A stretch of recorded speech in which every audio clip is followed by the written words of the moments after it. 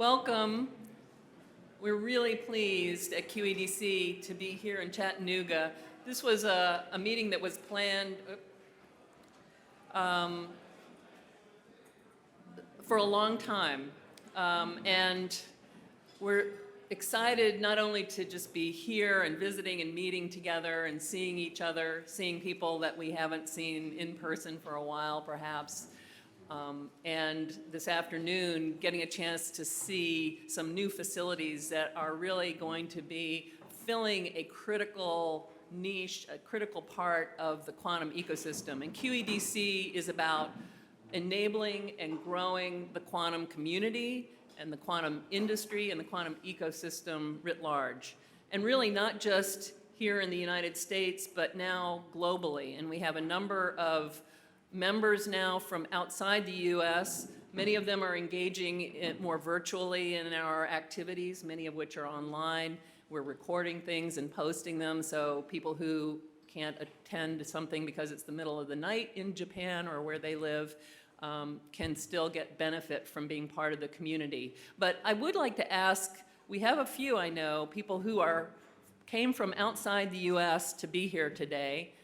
We have Kalle from Finland. Anyone else who's traveled? Aaron. So we really are bringing together now a very global network and community, and we're covering everything from the sort of top of the stack, the software, the applications, down to the people who are making components and important and critical infrastructure. So welcome to all of you.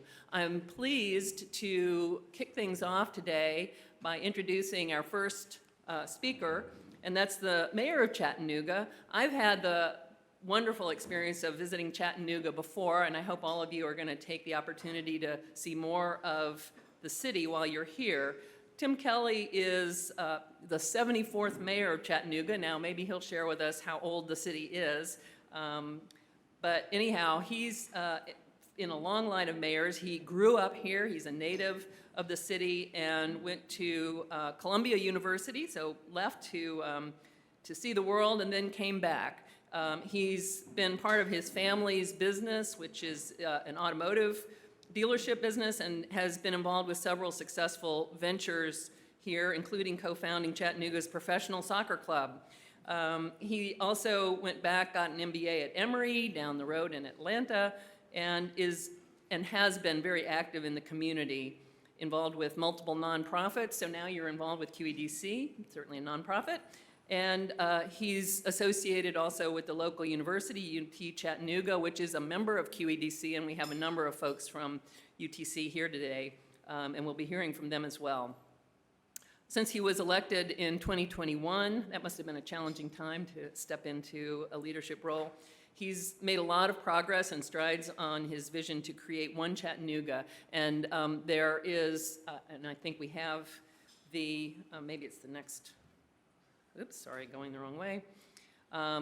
Big news today with the launching of the quantum facilities here. The Gig City goes quantum. So congratulations to everyone who's been part of that. And Mayor Kelly, I hope you'll tell us more. Thank you.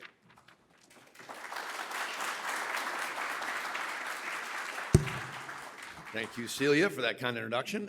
Actually, I think Chattanooga was founded around 1835. I have a map in my office that tells me that. Just it was a little settlement down here on the Tennessee River, very much a river city. And so, again, it's a beautiful place. I was happy to return here after college and didn't think I would stay here, but here I am. It's a remarkable place.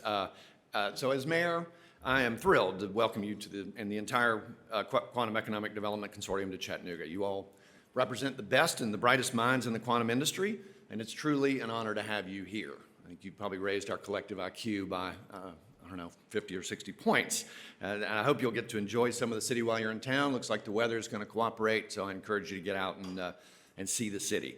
I also want to acknowledge my counterpart at the county, Hamilton County Mayor Weston Waugh, who regrets he can't join us today. He is an essential partner in our city's economic development efforts, and I know that he joins me in support of your work.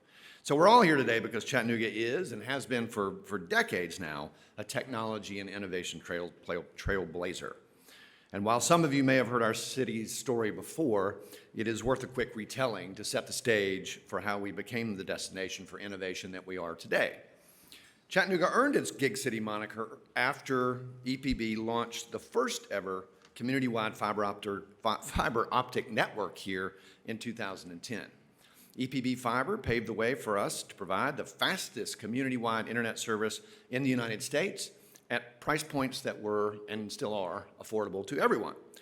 I don't know, frankly, if we'll ever be able to fully quantify the tremendous positive impact this has had on our city over the last 13 years, in everything from quality of life to economic growth and prosperity. But one recent analysis estimated that it's generated nearly $2.7 billion so far in economic benefits for our community, including helping create more than 9,500 jobs and bringing an extra $244 million in new business ventures to our local economy. I can tell you that it had a lot to do with how we weathered the pandemic, very frankly. We've got a lot of folks in from other parts of the country who saw the value in remote work, and the gig allows us to compete very well in that arena. It's also helped bring more than $100 million in new research projects to Chattanooga, including an especially fortuitous project funded by the U.S. Department of Energy to develop quantum key cybersecurity protocols. That work culminated in an R&D 100 award and ultimately led to the launch of EPB's quantum network last November, which of course is why you were all here in Chattanooga today. As QED-C members, I've got my lapel pin on, so I'm learning. I don't need to tell you how vital quantum technologies will be to our national economy in the months and years ahead. Quantum is our future, just as 25 gig community-wide internet speeds were our future 10 years ago. And while EPB's new quantum network represents a huge step forward in our work to support and accelerate the commercialization of quantum products worldwide, there's still a lot more we can and must do to prepare our city and our country for the quantum age. And that's why, as Celia said, I'm proud to announce today the launch of a new initiative that will fuel the growth of America's new quantum ecology, starting right here in Chattanooga. And it is Gig City Goes Quantum. It's a multi-year, community-wide collaboration between educators, scientists, entrepreneurs, and community leaders to ensure Chattanooga is ready for success in the quantum era. Together, we will educate students about quantum technologies and prepare our local workforce to thrive in a quantum economy. At the same time, we'll be doubling down on efforts to support companies just like yours, many of which are leading the way in translating quantum possibilities into real-world solutions. This may sound like a lot for a mid-sized city in southeastern Tennessee to take on, especially when compared to bigger tech hubs like Austin or Silicon Valley, but Chattanooga has a long-standing history of harnessing the power of public-private partnerships to get big things done, things that push the envelope of what is possible for a city. And that's exactly what Gig City Goes Quantum is. It's a robust public-private partnership to catalyze the growth of a new nationwide quantum ecology that will be essential to our economic and national security in the years to come. We're kicking off this exciting work on April 14th, which is World Quantum Day, with a pledge to engage people of all ages in 1,000 quantum learning activities by May the 31st. Our partners at Hamilton County Schools, along with the University of Tennessee of Chattanooga, Chattanooga State, and others, are going to host a variety of quantum learning activities, including live stream demonstrations by Qubitek's Dr. Duncan Earl, who's with us today, of course, and other leading quantum technology experts. All of these resources and more will be available at gigcitygoesquantum.com. Pretty predictable domain name. Easy to remember, though.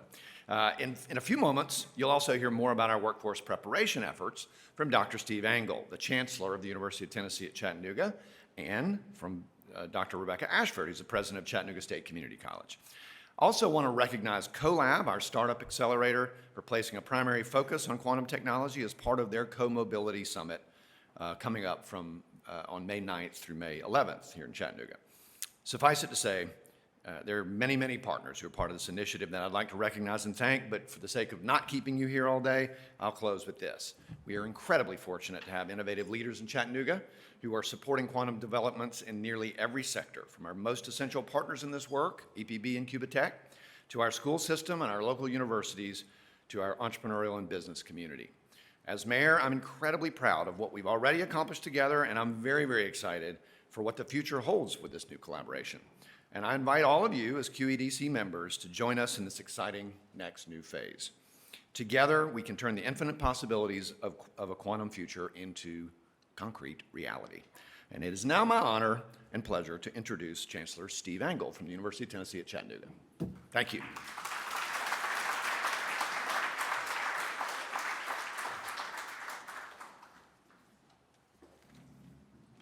Well, thank you. I hope you all left from Mayor Kelly's remarks thinking that Chattanooga is an ecosystem where special things can happen because we work together for the betterment of our community and making progress. And trying to turn Chattanooga into a magnet for talent because of what we have here is leveraging what we've already done with the gig network. EPB's foresight to build out fiber throughout its service area has really set this area up for an incredible future. And to leverage that now with Gig City going quantum, I think is going to be an incredible environment. And UTC is proud to be a partner with EPB and their quantum network. UTC, we will have our own node on the EPB quantum network. It should be up and running this summer. That's our goal. And we've established a quantum information science and engineering initiative at UTC. We found this is a magnet for talent, and we've been able to hire people that we've been really pleased with the level of talent interested in participating in this initiative. The partnership with EPB and Qubitekk is going to support industry and educational partners with our node in partnership with what else is happening in our community as we expose students to quantum technology. We welcome other educational partners, industry to be a part of this, and we hope that this open arms approach of partnership will provide an opportunity to realize the true potential of quantum technology in the future. A publicly accessible network where we can have entrepreneurs trying out new things to push the envelope on what is possible. We're also developing a non-credit quantum networking certificate through the UTC Center for Professional Education to provide opportunities for individuals that are already in the workforce and to retool their skill set back in quantum. We certainly are working with our university programs. There is a quantum education initiative in our community trying to leverage the resources from K through 12, community college, career and technical college, and the university. UTC is going to be presenting 3 live stream quantum events as part of the Gig City Goes Quantum effort. And we have several posters tonight, which will be at the reception at the Tennessee Aquarium. And I hope you'll get to see an opportunity to see what our faculty and students are doing in this area. So we are committed to be a great partner to realize the potential of this technology. And I'm really happy to see so many people here in Chattanooga and to have QED-C here. It's now my pleasure to welcome a partner in Rebecca Ashford, the president of Chattanooga State Community College.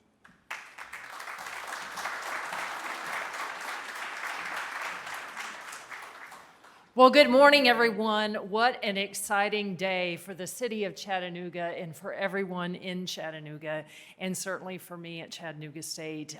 It's a real pleasure and an honor to be invited to participate today and to be invited to partner with EPB, with University of Tennessee at Chattanooga, with the city, with Qubitekk, on being part of the quantum network, the quantum ecosystem, and working together to provide the workforce that's needed to power this work. We're really excited to host, on World Quantum Day, we'll be hosting Dr. Duncan Earl on our campus to participate in some live-streamed educational activities. We'll send those out to our sister institutions across the state, and hopefully, I know that's going to be a very exciting event for everyone.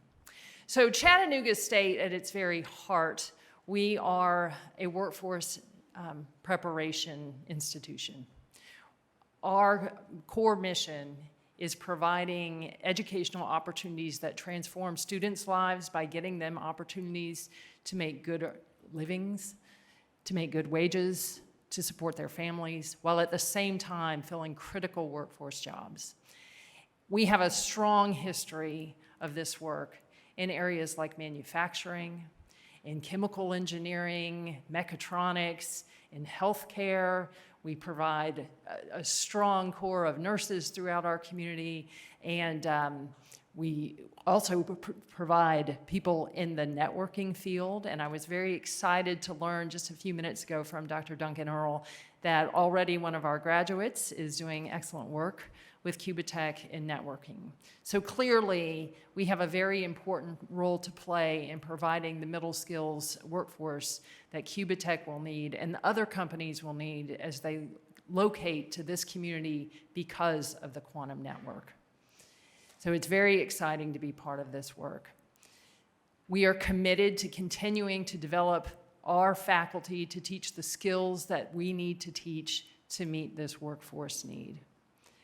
We're also committed to teaching our students that after they leave our doors, they must continue to learn. They must continue to advance their skills so that when major changes come along, like a quantum network and quantum computing, they'll be ready to meet the needs. So thank you for inviting me to be part of this exciting event today, and I look forward to the future. I think the future is quantum in Chattanooga. Thank you.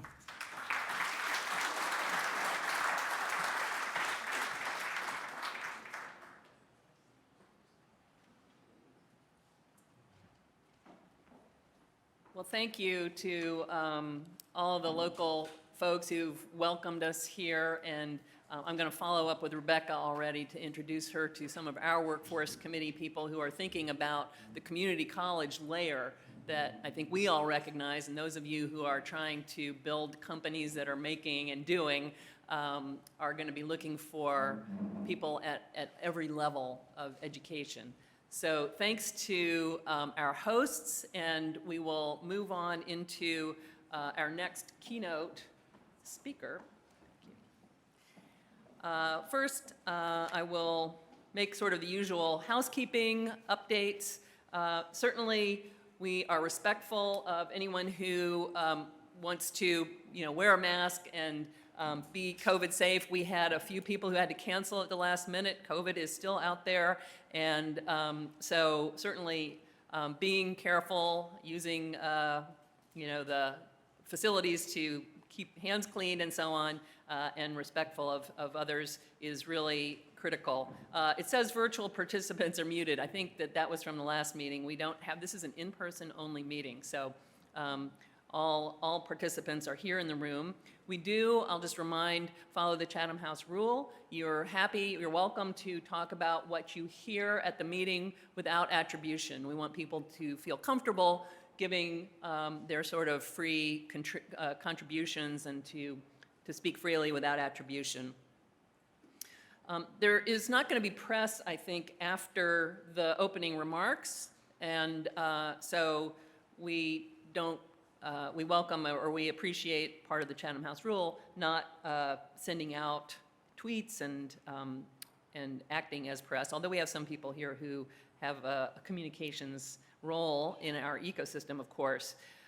There will be recordings and slides from the presentations that are given today on our website, so you can also certainly ask for copies from the presenters if you want to follow up. And the Wi-Fi network information is here. We're in the Gilman space, the event space. Password is second floor, one word. I'm not going to spend much time on this agenda, which I'm sure you can't read from the back anyhow, but you should have copies of the agenda you can get either online, it's posted out front, but this morning we have a couple of really interesting keynote presenters. We'll have some updates. This afternoon we have small group discussions around a number of topics. We have learned that when we have these in-person meetings, talking to each other, not just hearing from the person standing in the front of the room, is extremely valuable. And so I certainly hope you all will take advantage of that. We have information that we'll give you. There's numbers and symbols on your badges that will direct you to the breakout session. We tried to make them balanced and diverse. So look forward to those. And then at the end of the day, we have the opportunity to tour these facilities that EPB is creating here in Chattanooga. So that'll be probably a highlight of the day. At the end, we go to the aquarium, as Mayor Kelly mentioned, for a reception, some student posters, and a chance to see the Tennessee Aquarium. So this is for later. I will just pause here then and introduce our first keynote speaker. We are extremely pleased and lucky to have Dr. Asmeret Berhe, who is the director of the Office of Science in the Department of Energy. And for those of you who maybe don't live and breathe inside the Beltway, that's an incredibly important role at the Department of Energy. She oversees all of the science programs there, and the Department of Energy is really a key agency in the National Quantum Initiative and is deploying funds to a broad cross-section of the quantum community to help achieve the department's mission and its science mission in particular. But as we all know, there's a real intersection between what is happening on the private sector side and what's going to be emerging and taking place in the research side. So I'll just give you a little bit of background about Dr. Berhe, and then I'll turn it over to her. She's the director, as I said, of the Office of Science. She is on leave currently from the University of California, Merced, where she holds the Ted and Jan Falasco Chair in Earth Sciences and Geology. And I didn't tell her this, but my early roots are in the earth sciences as well, so we share that in common. She's a professor of soil geochemistry and previously served as Associate Dean for Graduate Education. Her research focus lies at the intersection of soil science, global change science, and political ecology, with an emphasis on how the soil system regulates the Earth's climate and the dynamic two-way relationship between the natural environment and human communities. And I have to imagine that that is a system that's pretty hard to model accurately, and that maybe quantum might even have some ability to tackle some of those kinds of problems. Her scholarship and efforts to ensure equity and inclusion of people from all walks of life in the scientific enterprise have received numerous awards and honors. Dr. Berhe received a Bachelor's of Science in Soil and Water Conservation from the University of Asmeret, a Master's in Political Ecology from Michigan State University, and a PhD in Biogeochemistry from the University of California, Berkeley. So, as I said, we're extremely fortunate to have Dr. Berhe with us today, and I would like to ask her to come up and give us some perspective from where she sits in the Department of Energy and her view of how QED-C maybe can be part of that activity. Dr. Berhe.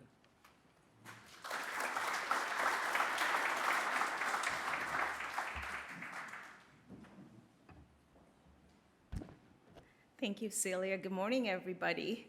I'm really excited to be here with you today to talk about the Office of Science's approach to quantum information sciences and really think to hopefully together about how QED-C can be part of this productive work that we're doing with some of our national labs, which have representatives here, just everything that we all could do to drive the U.S. innovation ecosystem in quantum. Off the bat, let me say that industry partnerships are essential to our success, and this is an important part of how we're doing our work. And so we really very much appreciate your engagement and all the expertise that you all bring to the table on this topic. So as you heard, I'm Asmeret, currently serve as a director in the Office of Science, which was honored to be nominated by President Biden to do so. And before that, you heard that I'm, of course, an academic, really interesting work. Glad to hear, Celia, that you have an earth science roots. I mean, Susan would agree with me that I think earth science is the coolest, but slightly different story. So anyway, so I spent a lot of time, obviously, more on the academic side, but I've entire career worked in national labs, in particular because of the access to this incredible minds, the scientists that you get at the national laboratories, as well as the world-class user facilities that make the kind of work that we do just incredible. Of course, as you can imagine, my current role has been quite a pivot from that. You know, the first 10 months in this job that I've been at been quite a whirlwind. You know, of course, depending on the day, I get to be a scientist and an administrator, or even a diplomat every once in a while. But, you know, rest assured, though, I think it's been plenty of time for me to become an expert in quantum. So let's just dive right in and think about the merits of the different approaches that you all use for error correction and everything, right? Seriously, though, one of my favorite parts of this job, obviously, is to get to learn from world-class experts like you all on a variety of fields like quantum that are even some of them very far from my own field. So as a scientist, that's just one of the most exciting part of the job. And it's really amazing to be able to realize what we might be able to achieve with quantum computing. I think that excitement is wildly shared, obviously, well beyond your community. It's incredible to think about how we can harness the laws of quantum mechanics so that we can realize exponential speed-ups for certain types of calculations, enhance our communication capabilities, deliver incredible sensors that can help us detect everything from single photons to particles and other things with pretty high fidelity. We are excited about the potential that exists to unlock, a lot of really cool things like the secrets behind things like photosynthesis, right? And be able to deliver cheaper, cleaner resources like fertilizers and develop affordable catalysts that would help us turn so much of the waste that we generate in human communities into energy. The excitement also extends to potential abilities to be able to deploy sensors capable of detecting even minute changes in our environment that could pose health and environmental risks. The one that probably gets a lot of airtime and discussions is, of course, the ability that is there to potentially share information securely and quickly with incredible efficiency. This is all to say, of course, that we find ourselves on the precipice of realizing the potential because of decades of investment in fundamental science that institutions like the one I'm representing today have made. This really at the core of what we do at the DOE Office of Science. DOE-funded researchers, particularly even Office of Science-funded researchers, have pushed the boundaries of our ability to be able to understand and manipulate quantum states. Because of that resources that we've provided, we've been able to peer into the hearts of atoms and deliver the know-how and technologies that folks are now starting to put into real-world use cases like ones that you alluded to. This is just one part of why I feel incredibly honored to lead the Office of Science and be responsible for stewarding investment of more than $8 billion a year in incredible and amazing research and facilities that are going to be able to help us together, of course, advance the frontiers of science across many, many disciplines that we cover. I think it's fair to say that it's incredibly exciting for anybody, but especially for me, in terms of what this role brings to venues like where we are today, so that we could share the work that we do, especially the work that folks like the current lead for our Advanced Scientific Computing Research Program that's here with me, Dr. Zeren Sesut, and others do, so that you all can build and the scientific community can build the foundations for the industries of the future. Everything from quantum work that you all get to discuss today to artificial intelligence, biotech, and so much more that we support. And when it comes to QIS, I think first and foremost, we believe we must build a multidisciplinary, multi-sector collaborations on basic research that will be critical to advancing the frontiers and help us make concrete economic and societal benefits, and what those benefits in particular from quantum are clear to everyone. As we do this, we believe we need to work together across the public and the private sectors to identify where the transformational technologies lie that will help us ensure efficient transfer of the basic science knowledge and breakthroughs to industry.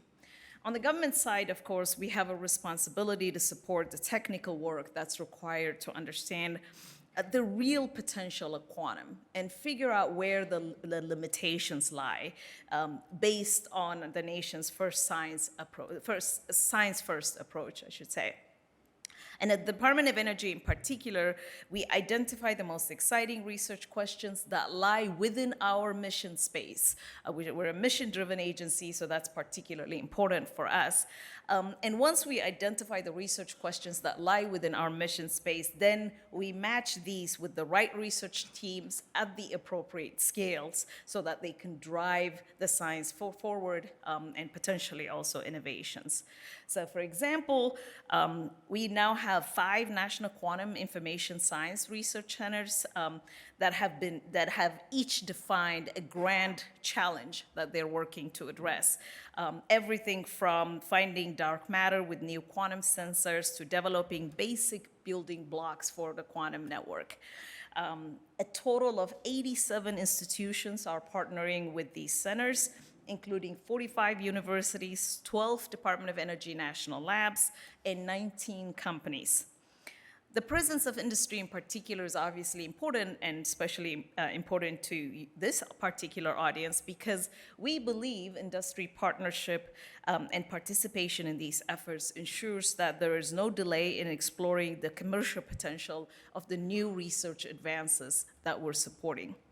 Industry partnership, of course, also keeps the research grounded, ensuring that the pathways from when we develop lab prototypes to all the way to commercial products is part of each of the center's research plan and how they're trying to achieve their goals. The National QIS Research Centers that I mentioned are part of a larger portfolio that includes a number of core research programs and facilities and direct funding to industry that we provide through Office of Sciences, SBIR, and STTR program, the Small Business Innovation Research and Tech Transfer programs. We've already seen, of course, multiple examples of technologies that are started, early on as basic science projects, single investigator-led pilot projects even, and seen them and nurtured them as they moved up the innovation chain. Take QUIC, for example, the Quantum Information Control Kit board that is something that has been able to combine open source quantum control software with commercial RF systems on a chip board. And the QUIC board now, was initially conceived with seed funding from the High Energy Physics Project within the Office of Sciences, in addition to the OSCAR program, or the Advanced Scientific Computing Research. HEP is another one of our major programs in the Office of Science. So QUIC board was initially conceived with seed funding from the High Energy Particle Physics program, but now it's further developed with National QIS Research Centers and recently demonstrated as a service on a commercial cloud-based platform. So I want to take a bit of a pivot and start talking about the labs and what they bring to bear here. But before I do that, let me take a moment to talk about these incredible, amazing national labs. It's not an exaggeration. I think it's a fair assessment to say that the national labs are and always have been the crown jewels of science in the United States. And this also includes the 28 scientific users facilities that, for the most part, are housed in our national labs. Just so that I get an idea of what we're, kind of the community out here, how many of you have worked in or with our national labs? Wonderful. How many of you have used or currently been a user of one of the DOE user facilities, the scientific user facilities? Less, but still a decent number. I think that's really fabulous. They are no, again, I'm a little biased, obviously, because scientifically I grew up in the national labs and the user facilities, and I think they're transformational for so many people. And in many cases, I feel like more people need to know about this resource, right? So the Office of Science, we steward and we manage 10 of the 17 Department of Energy national labs. They have incredible world-class infrastructure that is all there to drive scientific advancement. And the user facilities in particular include the world's most powerful supercomputers, including Frontier, right here in the neighborhood at Oak Ridge National Lab, and the neutron scattering facilities, X-ray light sources, nanoscience research centers. All of them, actually, all of these ones that I listed have been used and have direct applications to quantum research today. And I like to point out that these facilities initially were, of course, developed to discover fundamental, really, processes and particles that make up our universe, and now being leveraged to explore so many other areas, including to help us understand noise sources in quantum computing devices, and even separately map the infrastructure needs of the large-scale quantum computers.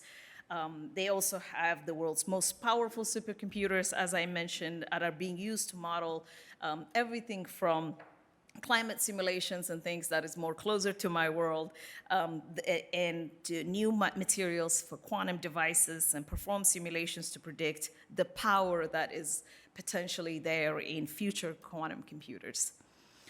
They also house capabilities for characterization tools and fabrication that is inspired by applications in the QIS space and are being explored and made broadly available at the nanoscience research centers, neutron scattering facilities, and the X-ray light sources that I mentioned. And we take the part about stewarding these unique user facilities very, very seriously. We recognize the power of these facilities to be able to facilitate access to cutting-edge quantum technologies. In fact, right here again, as I mentioned in Tennessee at ORNL, at the Oak Ridge National Lab, they're providing access to diverse quantum computing resources to a broad array of users to accelerate quantum information science ecosystem that we think is critical for spurring innovation, in particular for startups and by startups.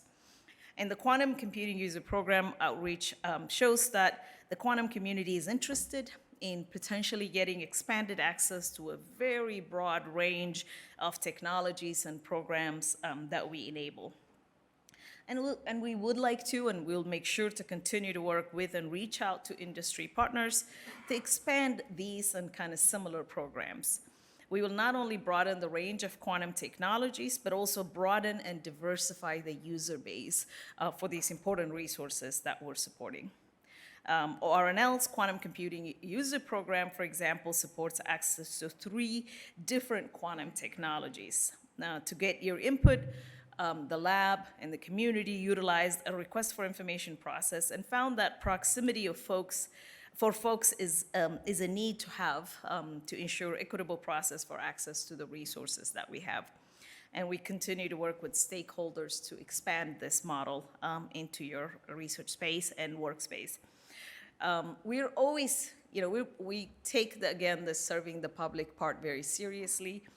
We always are interested to hear feedback, the kind of things that we could do better to serve the public and help advance the science and innovation across the portfolio that we support. So please do reach out and connect with the folks in our programs and the labs if that is of interest. And I want to talk a little bit about equity and inclusion, and in particular workforce-related efforts that we have, because I think it's fair to say that the QIS and the science as well as the tech sector are full of GWIS technologies and applications that will hopefully truly change the world in the ways that we're hoping. And everybody seems to agree that it's a massive potential future job sector. And if that's going to be what it is, then it's going to have to need a large, diverse, highly skilled workforce to power the quantum industries of the future. And we think the time to think about that is now. so that we're well prepared, right? The countries that invest in the quantum workforce and do so in ways that follow principles of belonging, access, justice, equity, diversity, and inclusion will capture the leadership and the economic and national security impact that comes with it. We have a vibrant community that we can draw from, and the more of that vast talent pool that we bring to this, the better of the chances of the success of the science, the industries, and everything that the workforce can accomplish, of course. That's why we're working with each one of our national quantum QIS research centers to engage the workforce development aspect in equitable and inclusive ways, where we've invested $15 million initial first-year funding that is happening now in projects to build and diversify the quantum workforce via our Renew initiative. It's called Reaching a New Energy Sciences Workforce. But that particular $15 million is supporting projects that have to do with development of the quantum workforce. And we're also launching a $35 million effort to build research capacity, infrastructure, and expertise at institutions that have been historically underserved and minoritized in science, as part of a new effort that we launched this year called the Department of Energy's FAIR initiative, which is meant to be fair, as the name implies, but the words stand for Funding for Accelerated and Inclusive Research. I've always believed, and this is something I've told all the audiences that I've engaged with and our own team at the Department of Energy's Office of Science, that as stewards of public resources, we have a responsibility to ensure that the science we enable truly does serve the public, the whole public. So I'm passionate about building these inclusive communities and providing opportunities for everyone to be able to see themselves in STEM. And I hear that quantum mania is upon us, right? That's all I hear. Obviously, this job doesn't leave much time for me to go to the movies and actually see what it's about. But I just mentioned that to say that it's clearly an exciting moment to build, foundational, transformational new industry that will be inclusive, innovative, and hugely impactful. So I'm really excited to be part of a leading federal science agency that's pushing the boundaries of human knowledge and science to help us achieve this better future that we're all seeking. Thank you again for the invitation and allowing me to share with you the Office of Science perspective on the work that you're all doing. Look forward to, I think we have a few opportunities. Cool.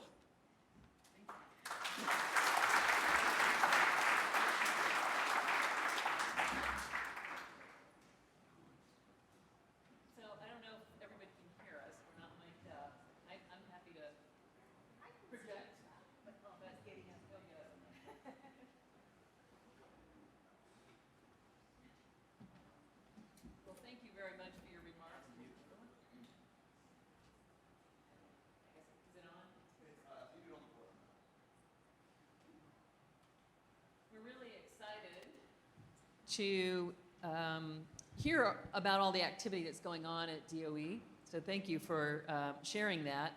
And as you know, QED-C members are primarily from the private sector and primarily from small to mid-sized companies. And so those companies are, where a lot of innovation happens. And we'd like to, I guess, ask you, can you talk to us a little bit about the role that SMEs maybe play in the world that the Office of Science supports? And, we hear about the interest in public-private partnerships and transitioning results from lab to market. We'd love to hear more about that. Yes, of course. So small businesses and private sector partnership in general is an important and a growing component of how we're doing our work, right? I think it's, even if you notice the So I should mention, perhaps take a step back and say that I assume many of you in the small business area in particular are aware of the SBIR and STTR programs that have had quantum initiatives funding for a bit now, for a while. And it's an important part of how small businesses in particular have engaged with some of the work that we've done and pursued really innovative projects in their own space. But I also should state that, that I mentioned the national QIS centers that were in the national labs right now that we supported. They include different types of companies, some of them small and medium, some of them not so small, but important partners in these efforts. And in fact, a portion of how these national QIS centers were set up and how they're getting evaluated and the work that they're trying to accomplish has to do with engagement and partnership with different private sector partners. Because again, we want to be able to speed up not just the discovery, but also hopefully seeing the relevant discoveries lead to technological innovations that we're all excited to potentially see that could come for this. So I think it's fair to say that if the labs are a wonderful opportunity, the funding that we have within the Office of Science is another great opportunity. I mentioned 19 companies that already are plugged into the centers and the work that is happening. So I would approach the relevant folks within those and think about how, if there is an interest, to establish these partnerships. I think that's a challenge to us to reach out from our side as well. And I think, as you discovered with your survey, a lot of people do know about the lab. So we'll pursue those. And maybe, Sharon, you can put your hand up, and during the break, people can talk to you about the centers as well. I also wanted to ask about the department's sort of plans for the Quantum User Expansion in Science and Technology Program, or QUEST. I don't know if you know, but QED-C members really had a role in sort of conceptualizing that, and then it got traction, and we were really pleased to see it move forward. I believe it was authorized in the CHIPS and Science Act, and we'd like to hear from you where you see that going. Yes, so let me start. Oops, I got a little louder than I thought.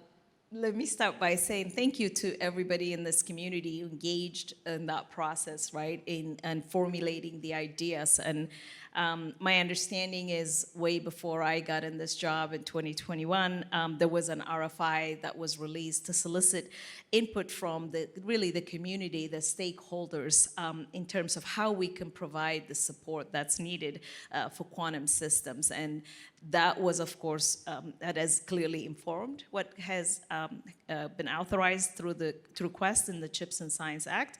I've been in DC long enough now that I feel the need to remind everybody that the CHIPS and Science provided authorization for the Office of Science, but before any of that can translate into reality, appropriations by Congress has to follow. So we're all excited, of course, about the potential that could happen. And if it does, then we see important opportunities in a number of areas, including sensors and component technologies and fabrication capabilities, quantum processes, and even potential for both individual researchers, but most importantly, commercial quantum computing platforms and other early stage experimental testbed kind of capabilities that could be developed by something like this. So the potential's there. We're all very excited about the authorizations, pretty much everything that was covered in the CHIPS and Science Act. And we're all eagerly looking to see, hopefully one day we would be authorized, appropriated at that level so that we can accomplish all those goals. Great. Well, I would say not if, but when QUEST is funded. Then, I we'll like look your forward to approach. working. I like your approach. I'm an optimist. Okay. So I'll ask one more question, and I don't think we have time to open it up to others, but I encourage you to perhaps take advantage of Dr. Berhe being with us to introduce yourselves.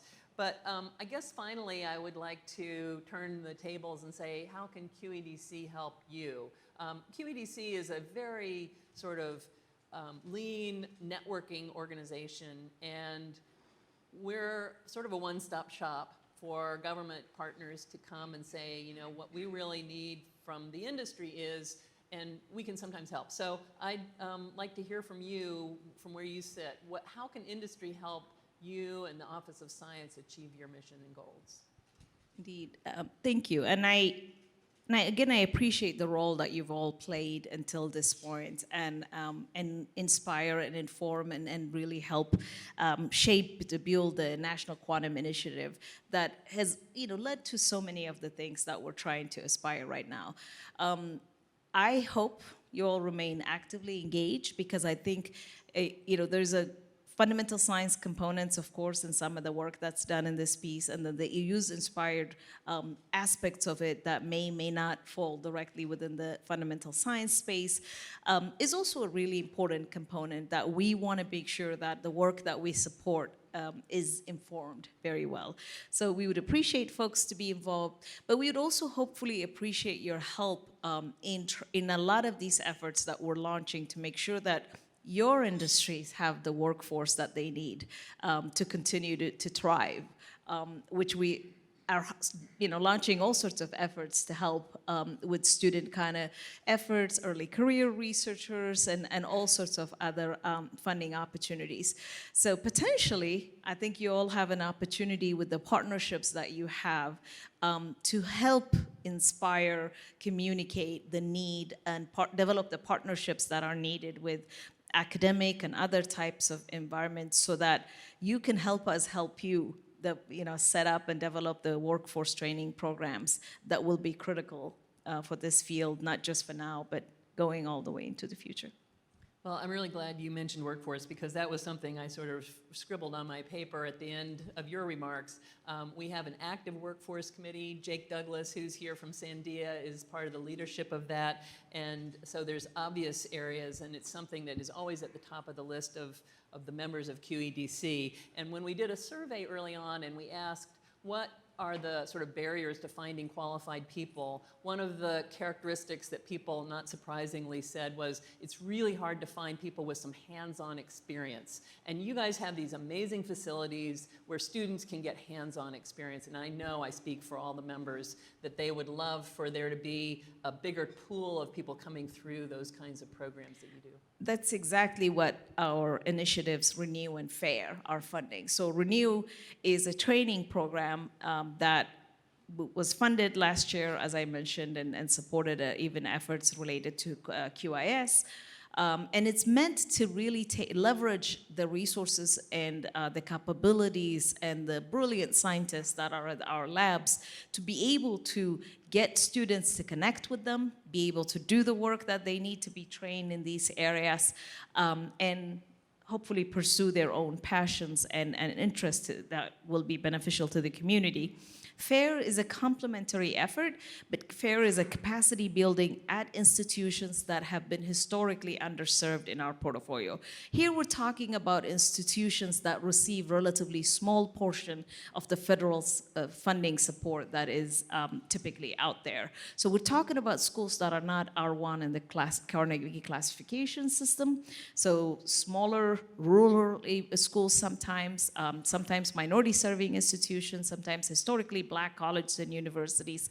But the institutions that typically are not getting the federal resources that they could use to build the capacities in these kinds of critical areas to not just partner and send some students to the labs, but also develop the capabilities in their own institutions so that they could be training even more people in these critical S&T areas. So both funding initiatives that, Renew started in FY22, FAIR started in FY23. Both of them are strongly supported in the president's budget request that was just released relatively recently. So we're hoping that more and more people get engaged and figure out ways we can partner to be responsive to the needs that are coming down the line. Well, thank you very much. We really appreciate you spending time with us today. And I'd like everyone to join me in thanking Dr. Berhe. Thank you. Thank you all. From someone who has had a deep view on the inside of government at the highest levels, recently left and now is free to speak openly. So looking forward to hearing from Jonah Force-Hill. Jonah is managing director at the Lightbridge Group, an advisory firm for quantum tech companies. From 2021 to 2023, he served as the Director for Cybersecurity and Emerging Technology on the staff of the National Security Council at the White House, where he directed President Biden's National Security Memorandum on Quantum Computing, NSM-10. I think we all read that with a lot of interest when it came out last May. Prior to joining the White House, he served as head of cyber policy at the Secret Service and senior specialist for technology and international affairs at the Department of Commerce. He holds affiliations at the Center for Strategic and International Studies, CSIS, American University, and the Council on Foreign Relations, and holds an MTS and MPP from Harvard University and a BA from UCLA. So we're really looking forward to hearing from Jonah this morning, and he'll be here, I think, for the entire meeting. So you can follow up with him after his remarks, perhaps. But Jonah, please, come on.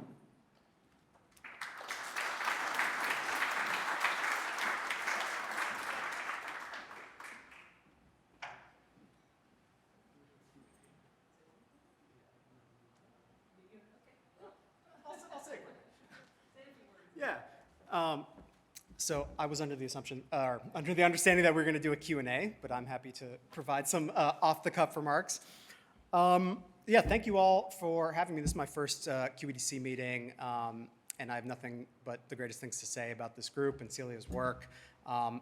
Just spend a lot of time reading through all the reports and products that you all produce, and they're incredibly useful for all kinds of purposes, for industry, for government, and for academia, just to understand general consensus views among key players in the industry. So let me talk a little bit about my background and how I got involved in this field and in quantum work. So I came to the White House in 2021 and joined the National Security Council's Cybersecurity Directorate. So the National Security Council is responsible for coordinating and directing presidential priorities on national security issues. And I came in principally to work on emerging tech issues in telecommunications. So I was the lead for 5G, for IoT, Internet of Things security, broad data security and cloud security issues. So really wasn't focused on quantum prior to joining the White House. On my maybe third or fourth day working in the office, I go into the Situation Room and sat down by the Deputy National Security Advisor, and she says, "Jonah, I want you to write a national security memorandum on quantum computing." And I thought, interesting. I didn't think we were at the stage where that was really necessary. And it's like, no, things are moving quickly, and NIST has made great strides in their PQC development process, and the time's right to get agencies moving on this. And that couldn't have been more right. So over the preceding year or so, I worked with partners across the US government, from the Department of Defense to National Science Foundation to the Department of Energy, to get together and come up with the best plan of action for how to both continue to support QIS development in the country, but principally given the focus of the National Security Memorandum, how do we get the US government first and industry and the broader nation second to begin the process of transitioning and migrating to post-quantum cryptographic standards. So what did I learn in that process? There were a few things I think that were important. One, this was something that there was actually a great deal of consensus on. I expected in most of the other issues that I had worked on at the White House, there was a lot of contention about what to do. On this one, it was pretty clear. It was, we need to start doing this now, that harvest now, decrypt later, where adversaries are collecting data for the purpose of decrypting it later is very real. And we need to start moving immediately. And be ready when NIST finally standardizes their PQC algorithms. Two, it's going to take a long time, right? We set a deadline of 2035, which we actually thought was pretty aggressive, and that's still 12 years away. But if you look at prior cryptographic migration processes, 10 to 15 years is typical for things of this magnitude. And in a lot of ways, this is more complicated than anything we've ever done before in terms of migration. The other piece I think is useful to understand is the difficulty of doing this inventorying of all of the cryptography that we have in the US government and across the nation, and figuring out where things are, what needs to be migrated, where do we prioritize. Those are the real challenging questions that I think the cybersecurity community, but also the quantum computing community can really help with. So that was really all on the NSM side. What else did I learn about whether the US is winning the quantum race? And I'm not sure that's really a helpful metaphor. It's a race without really a finish line, right? It's a marathon where we're somewhere in the middle of the race where technology is advancing quickly, but it's still even hard to develop metrics where we can assess the degree of maturity of different technologies. Is it number of qubits? Is it fidelity, coherence? What is it to say, we are ahead or not? But I get asked this question a lot. Is the U.S. winning? Are we winning? Or will we win? And I think the answer is that, and I make this case often, that it's hard to say whether we are winning, but in terms of sort of the range of partners and institutions and sort of the range of partners that the U.S. has really does put us at a comparative advantage compared to, say, China. But I am worried that if you look at the amount of money that the Chinese government is investing in quantum technologies, it's dwarfing the United States, by many orders of magnitude. And you look at partners and friends in Europe, similarly, for GDP, as a percent of GDP, are dwarfing us. And so, this is one of the main reasons that I started with a former White House colleague of mine, Dr. Samir Balotra, the Lightbridge group, where we hope to really help quantum companies succeed in Washington. And we really are trying to make the case to Capitol Hill, to the administration, that this should be a priority on the scale of semiconductors, right? We have Chips and Science Act, which we heard still needs to be funded, but has been passed. We need something equivalent to that in quantum. The fact that we're only putting in $2 to $3 billion over a significant time frame just isn't going to be enough.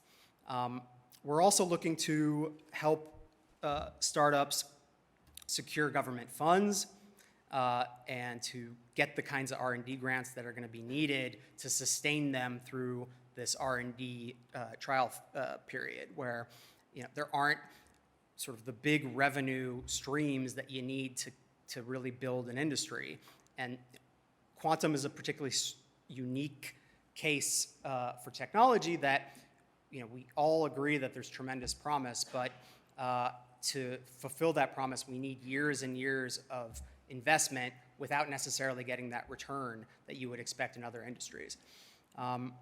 So we're very excited to get started, and we're hoping to make the case that a strong U.S. and allied and partnered quantum industrial base is essential to the success and competitiveness of the country. And we're looking for partners, and we're building up our partnerships with universities and with think tanks to get the message out and to make the case to lawmakers and those in Washington. So happy to go into questions. Thank you. I guess I just wanted to ask you about sort of your views on the international landscape. You hear things, it seems, the situation is dire, but we don't have a lot of insight, and maybe in your previous role you had a little bit of visibility onto that. What do you sort of see as the moving pieces on that international landscape that we need to be aware of? Yeah, I mean, there's amount of money that's going into the field. I think that's the principal metric where we can sort of assess how seriously different governments are taking the issue. There's patents filed. There are sort of these metrics that you can use to assess the degree to which different countries are progressing. I think academic and commercial partnerships are a big one. But especially in China, it's hard to know what actually is going on. There are reported numbers, and then there are private numbers that they're not sharing with the public. And so it's a bit of a black box, and I think having the US be increasingly transparent, having our partners be transparent, I think that's generally to our advantage.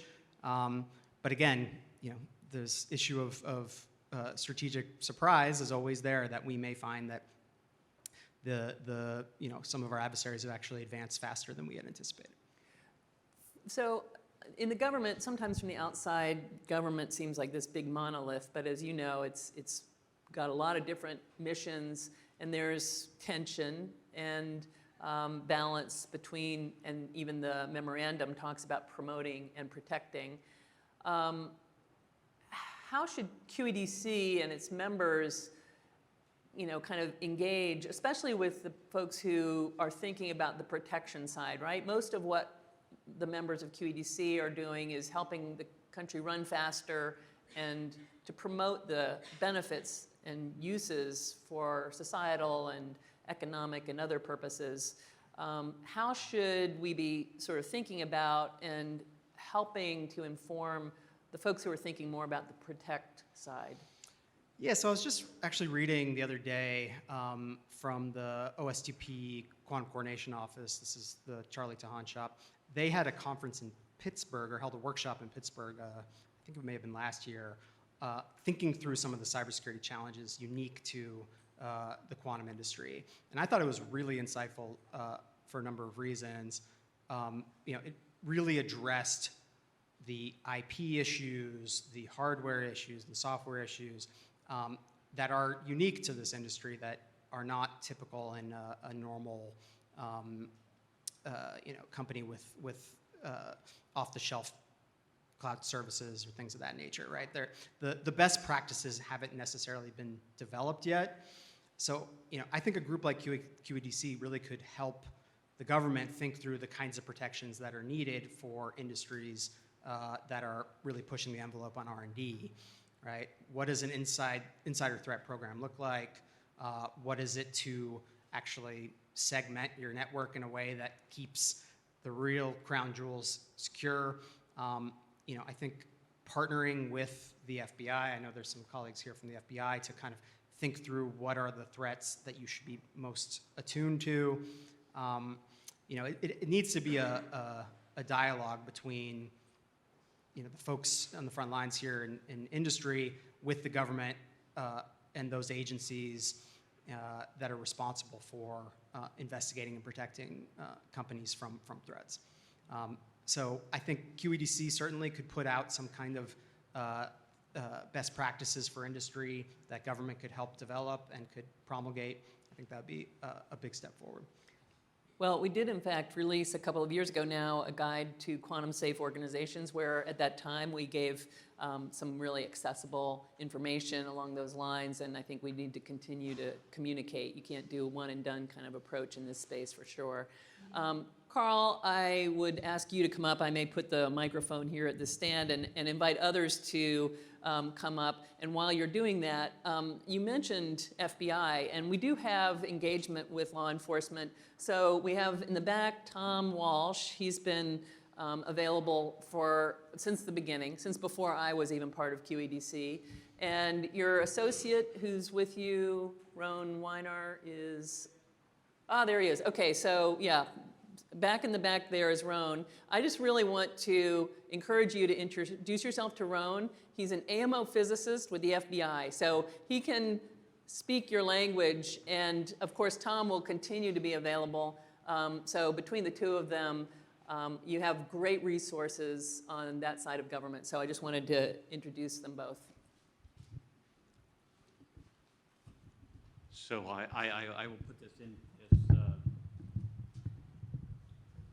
then I'll ask.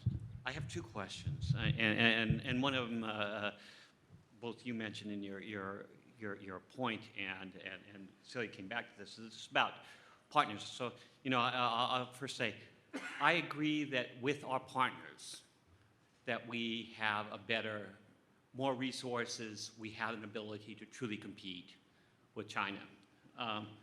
But if you go look at the velocity of how quickly basic R&D moves, it moves instantaneously. If you look at the lowest TRL levels, where companies begin to be engaged in everything else, it doesn't move. And there are studies that prove this and everything else. So I've heard from people within the QED-C, if I want to do research here and I want to do research with even my own company in Australia because of export controls and other things, we replicate research.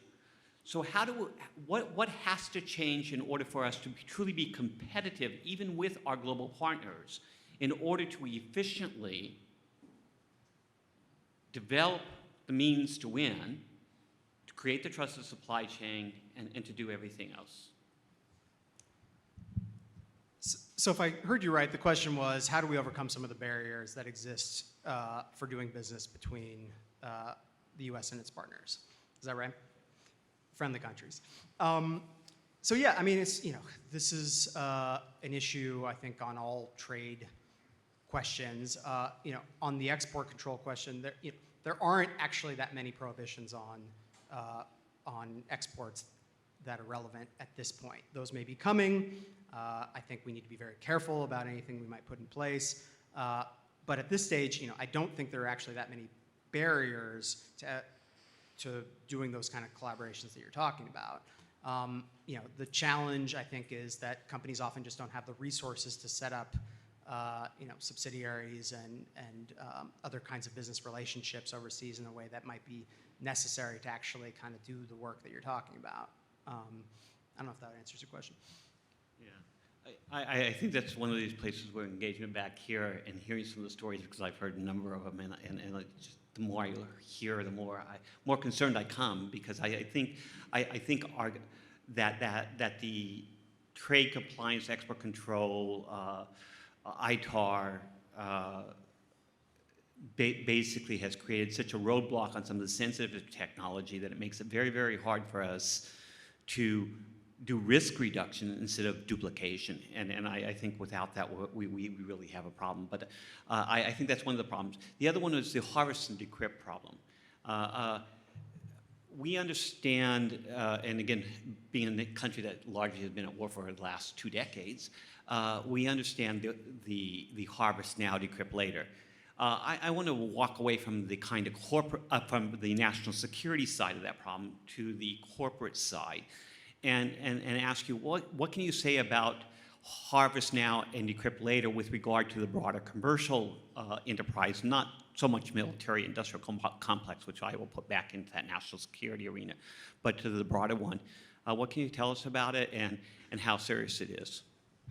Yeah, I mean, so it's really dependent on the industry and the company and the types of data that you're talking about, right? So, I think every organization needs to take a look at what their crown jewels are. What is their IP that, if collected and decrypted, would still be a loss in 10, 15 years? If you're a pharmaceutical company, the shelf life on a particular piece of IP may not be that long. A bank may not be that long, but certain types of technologies, certain types of information, those are things that, if they are harvested today and decrypted later, could be a big problem. There is a limit to how much information can be collected. So any adversarial government is going to collect the things they think are the most important and discard the things they think are less important, right? So it really is hard to generalize on what is being collected and going to be decrypted later. It really is the prioritization of whatever intelligence agency or organization is doing that collecting. I think the priorities for most national security organizations, irrespective of what country it is military, intelligence, political. Those are the kinds of things that I think are the most sensitive and most vulnerable. Maybe not most vulnerable, most susceptible to abuse when this information can be decrypted. But it really is up to the organization to prioritize their own internal processes and protections.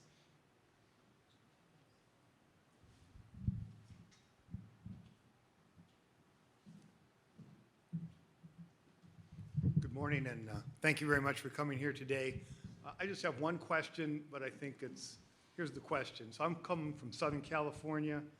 I've been involved with quantum things since the National Quantum Initiative, and prior to that, other National Photonic Initiatives and things, on educating a whole range of young people and the general population, but most specifically with respect to your memo and cybersecurity and It was quantum. not my memo, President's memo. The president's memo, of course it was. But I speak to people in cybersecurity in Southern California at some government levels and, commercial levels, public-private. They haven't heard of this. They don't know about it. And I've written articles to my local associations, if you will, and given talks. It seems like they haven't gotten the message from the federal government to the state level, and I'm in Orange County, which is a very large county. They don't know about this. What can the federal government do, or maybe your company or someone, how can they get the word out to these state and local municipalities, but particularly the states and the large counties, that they need to take action? I mean, when I talk to my elected representatives, they have no idea what I'm talking about. I give them the information and papers, nothing. Yeah, I mean, you identified a really hard challenge, and this is true, I think, in my experience in cybersecurity, that we've been raising the alarm on the cyber threat for 20 or more years, and unfortunately, it took a bunch of very serious ransomware attacks for a lot of organizations to actually start taking things seriously. So I do worry, like you said, that this complacency or failure to recognize the threat is going to come back to bite us. I think that's totally right. And it's a challenge because organizations have competing priorities in what they spend their money and their time on, and it's true in cybersecurity that if you're a developer, how much time do you really want to spend on security when you could be spending that time building your product? And that's true for your organization you're talking about in Southern California, where they have limited budgets. Are they going to focus that on PQC migration for a threat that in their mind is decades away, may not actually pan out in the long run? So it's a hard thing to convince people to do, and I think that's even hard within the U.S. government. There is a tasking within the National Security Memorandum to have Department of Homeland Security engage in a awareness campaign. Maybe we need a cybersecurity awareness month, but like a quantum security awareness month, something of that nature. But it's going to be a long, hard fight to get organizations to start taking this seriously. I think we all know that, and we set the timelines in the NSM to be aggressive, but even still, I think it's unlikely we're going to, within 12 years, have the entire nation migrated. It's such an enormous undertaking.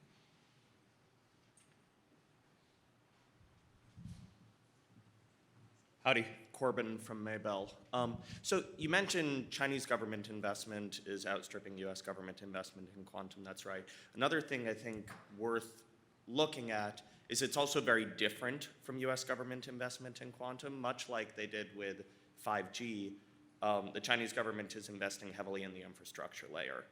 How was the Biden administration thinking about that part of things? So everything from low oxygen copper, cryogenic systems, wiring components, the underlying nuts and bolts that make the quantum industry work, and how can we incentivize investment in that, not just from the government, but domestically from commercial players, to make sure that we build out a strong infrastructure layer?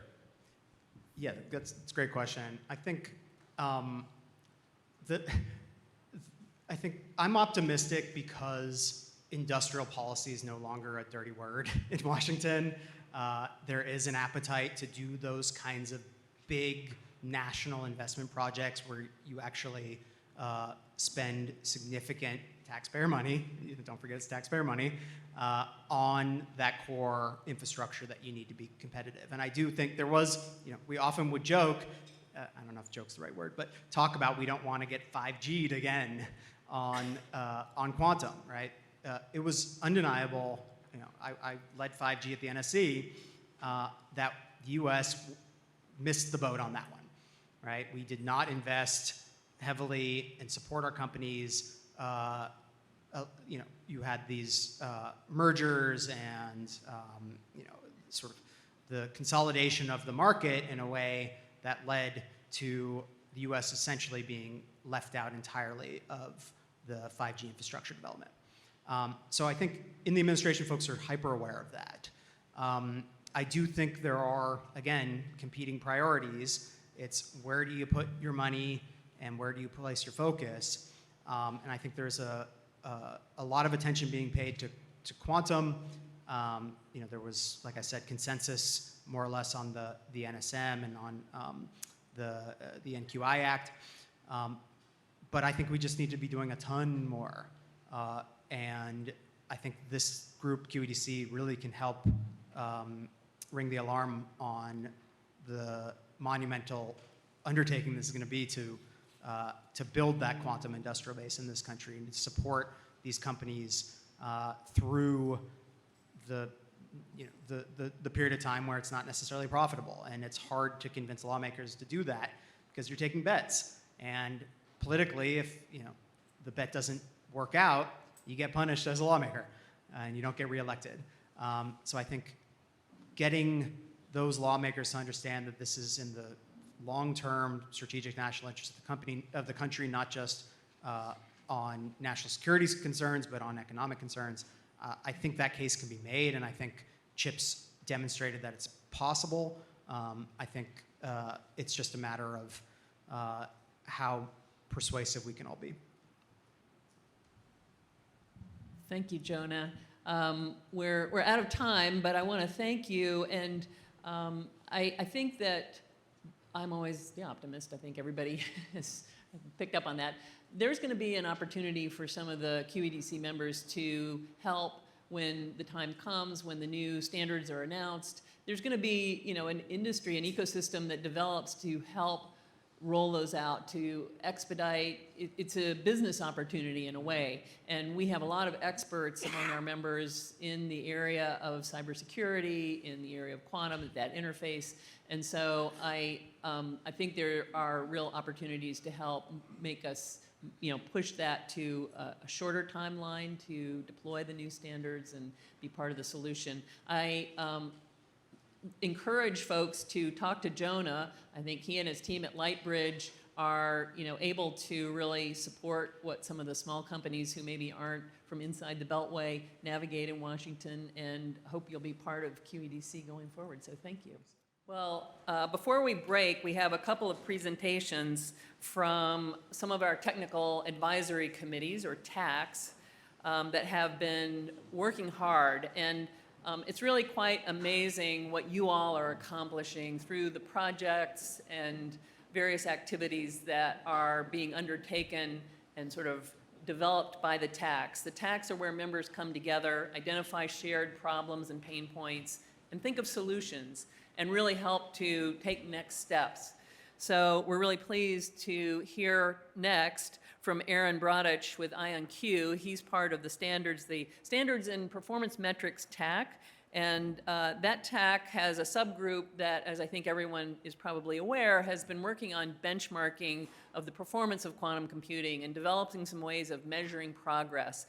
They published a paper, they put out a paper, I should say, in 2021 that has been peer-reviewed and accepted for publication by IEEE. So congratulations to the team there. And a second phase has been in the works, and I think that's what we're going to hear about from Aharon. So welcome, Aharon.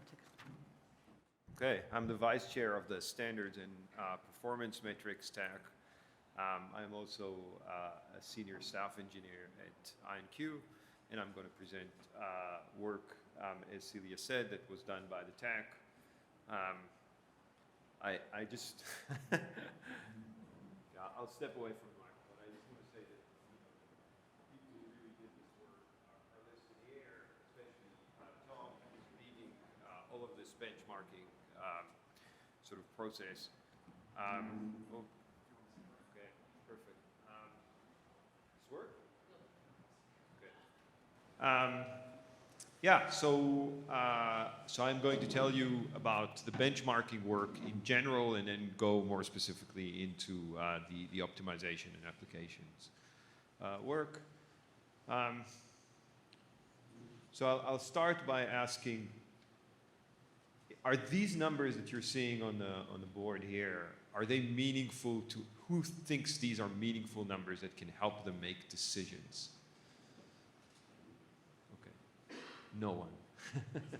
So this is what we get when we usually look at the spec sheet of a quantum computer, say on Azure or AWS bracket.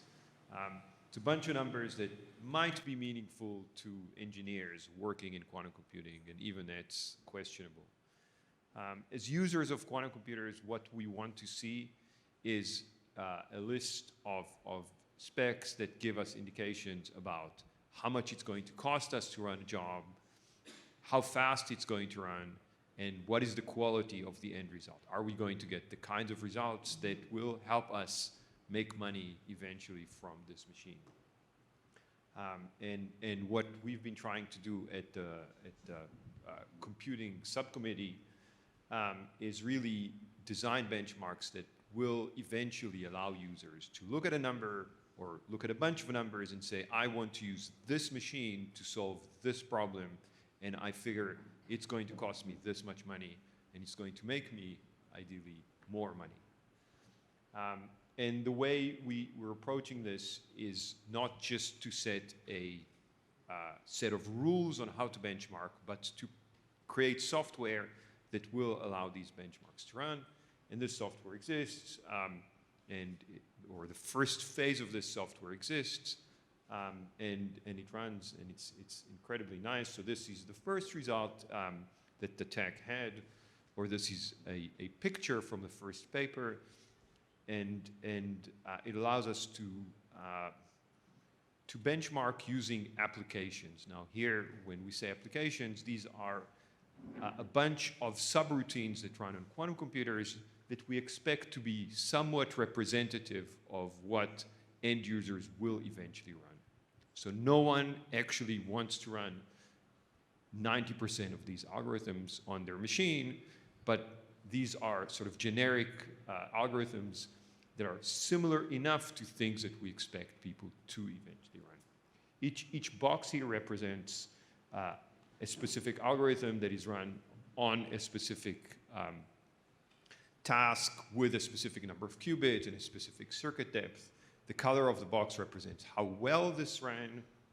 And what we can do is we can sort of draw a volume around where we worked successfully and eventually generate a single number which can be useful as sort of a guideline for performance. Together with this, there is a bunch of other stats that we can generate and kind of help decision makers see the performance of a machine. This has been widely adopted by people around the world. Specifically, IonQ have sort of slightly modified this as sort of the main benchmark to use for IonQ quantum computers, which is called the algorithm qubit. And others have used this to benchmark a variety of machines. But the problem with this benchmark, as I kind of hinted before, is that it is not, it benchmarks subroutines, and it benchmarks the quality of the computer running these subroutines. It doesn't look at a complete task from start to finish, and it doesn't look at the quality of the result of that task. And at the end of the day, we want to know that we're running something, how good is the final result compared to running it on a different machine, say on a classical computer. And so what we did with the second phase of this project is to look at the quality of a complete run. And in this case, we took hybrid algorithms. The reason we took hybrid algorithms is they're closer to the things we're interested in today, and they're things we can run on an actual quantum machine. The way hybrid algorithms work very, very generally is we have a quantum circuit that has parameters that are free. We run the quantum circuit, we do a measurement at the end, then we feed the results to a classical computer. The classical computer digests the results and then changes the parameters, and we go in this loop until we get a result that we're satisfied with. And the specific task we chose is something called MaxCut. So now this is going to be a slightly technical issue. Fall asleep if you feel that's what you need to do. But basically, the idea of MaxCut is to take a graph, divide the graph into two groups. So divide the vertices in the graphs into two groups, in this case, black group and white group. And you want to divide them in a way that will maximize the number of edges, number of lines connecting the groups. So there is an optimal solution. Reaching that optimal solution is useful. Now, this looks like an obscure problem that mathematicians might be interested in, but it's actually a problem that a lot of us are very interested in, because a lot of optimization problems, and specifically optimization problems related to routing, can be cast as MaxCut. So if we can solve this problem efficiently, then we can solve a bunch of really important problems, like how to route vehicles around the country, or how to route quantum information in a quantum network.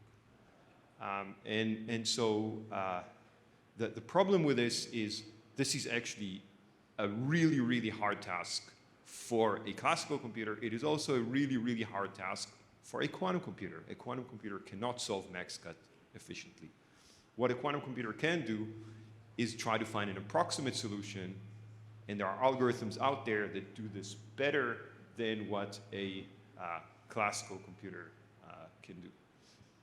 And so we have a way of finding an approximate solution, and we can benchmark this very easily. We can see how long it takes us to get to a good approximate solution, and we can see, is this approximate solution better than what we would get with another machine? And so we can do two types of comparison. One, how close are we to the ideal, if we can actually find the ideal, and we can also look at how much better are we than something else. This could be another quantum machine, or it could be a classical computer. So this is what the end results look like. And now I'm worried that things have shifted around in the presentation. No, okay. PowerPoint handled this one well. So this is a run that was done on D-Wave, so it's an annealing computer. And what you're seeing is the length of time it takes to reach a solution, and the quality of the solution. Now, with an annealing machine, you set a time for the annealing. You tell it how long it's going to run, and then you reach a solution. And so what you're seeing here is sort of a 3D graph with the different layers, meaning different run times. Colors represent the quality of the result, and the quality is compared, it's a ratio from the ideal result. So we already have a hint. We can find the ideal result using a classical computer. This is not running at levels where we're beating classical machines, or at least not where we're doing tasks that are impossible for classical machines.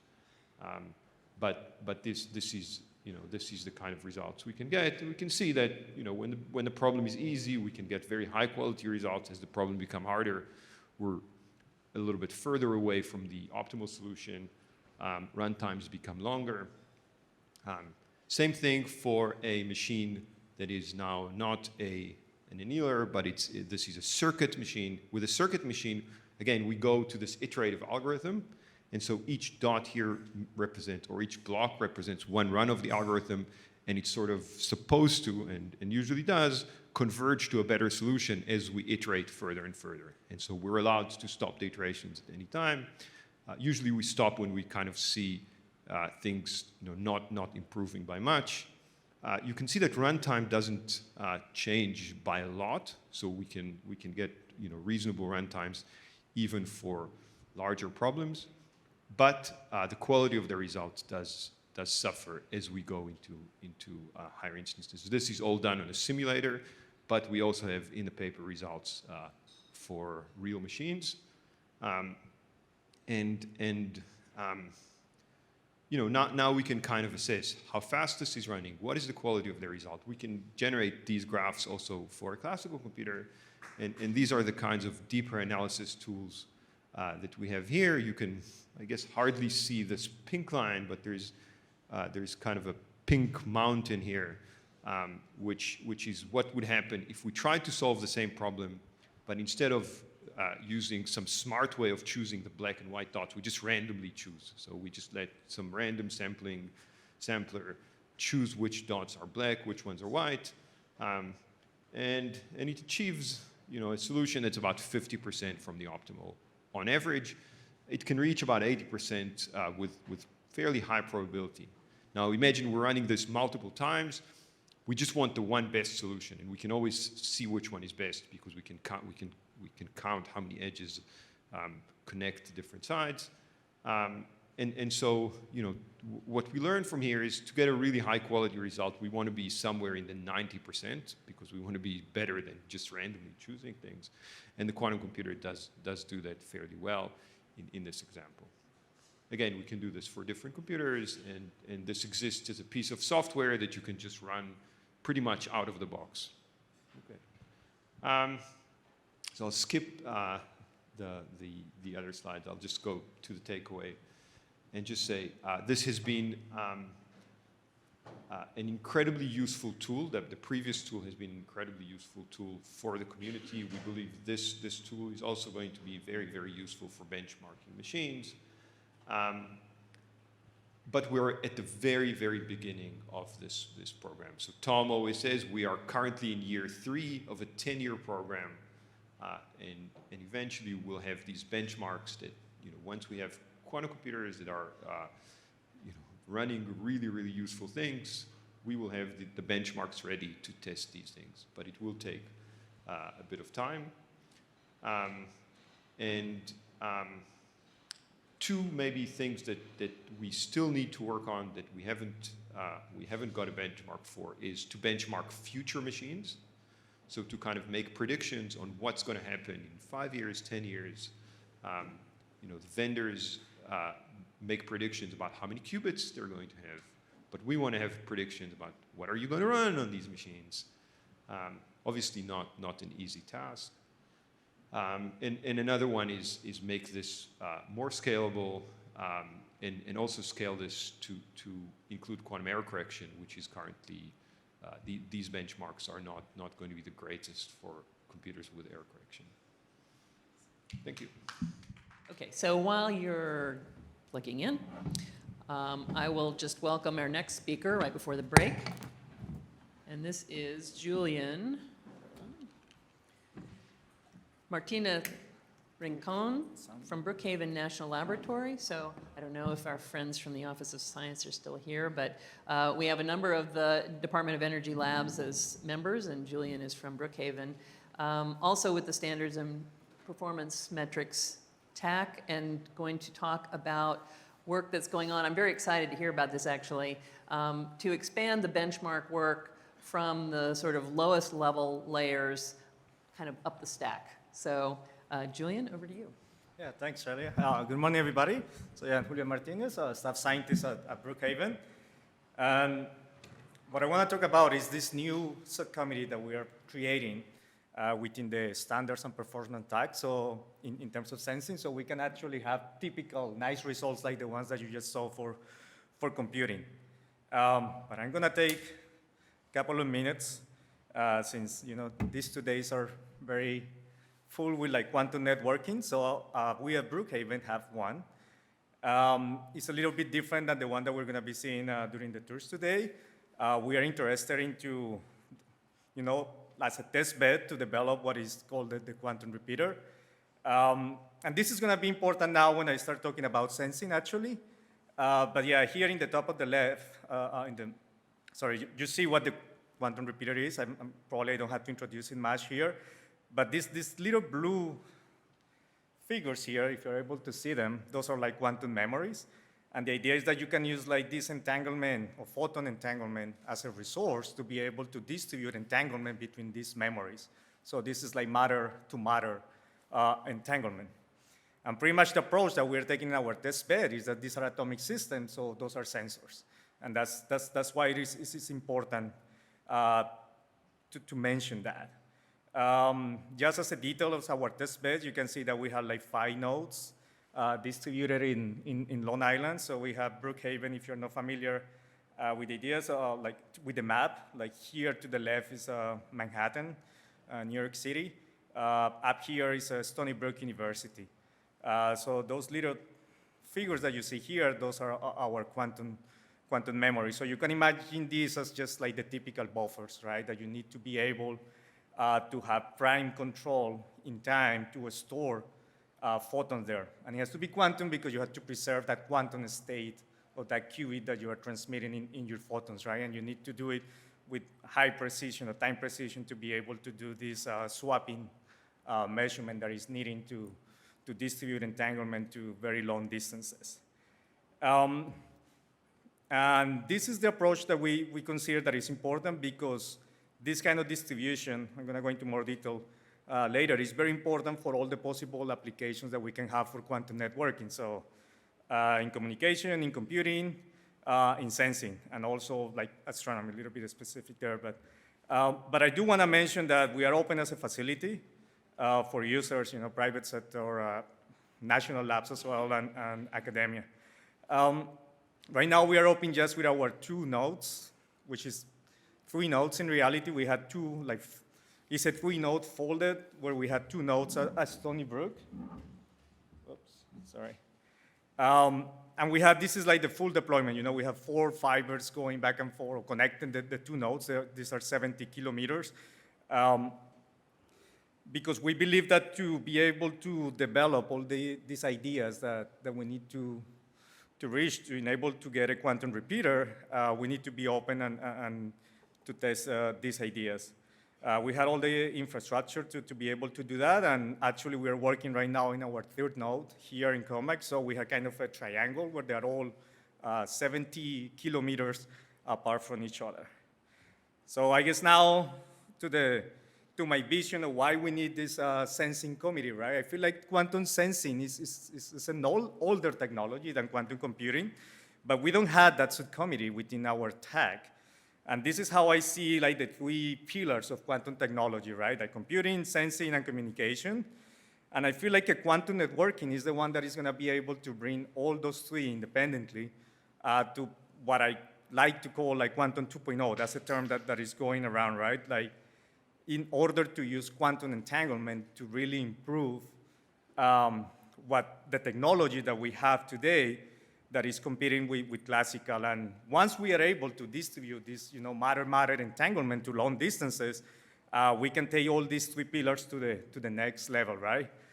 So like all of you are probably familiar with the idea of distributed quantum computing, here distributed quantum sensing, and the ultimate goal, which is memory-assisted measurement device-independent QKD, right?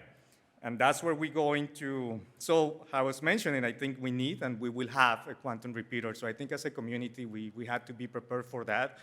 And that's what I see the need to tackle all these 3 fields in terms of standards and performance metrics. So this is our tag here. So we had a couple of subcommittees here. So we had the quantum computer that you just saw one of the amazing results that they're being produced. And we actually have the networking subcommittee where we had a couple of projects, the compatibility and interoperability projects, but they're mainly focused towards communication, right? So that's why I joined efforts with Elliot within the tag, and we decided that we need to start looking into quantum sensing. So right now we are having discussions within the same networking subcommittee, but we hope that eventually we can start running independently, hopefully. So the goal is very simple. We need to define standards and performance metrics for quantum sensors. And here's when it gets interesting, right? So we need to start looking into single operation of the sensors, and then as part of a network, right? And this could be a classical network, or it could be actually a quantum network, right? But then that's way down the road. And I mentioned that because even though the field is quite old, I will say, comparing to the other two quantum technologies, it's not clear, or we don't have very good performance and metrics for that.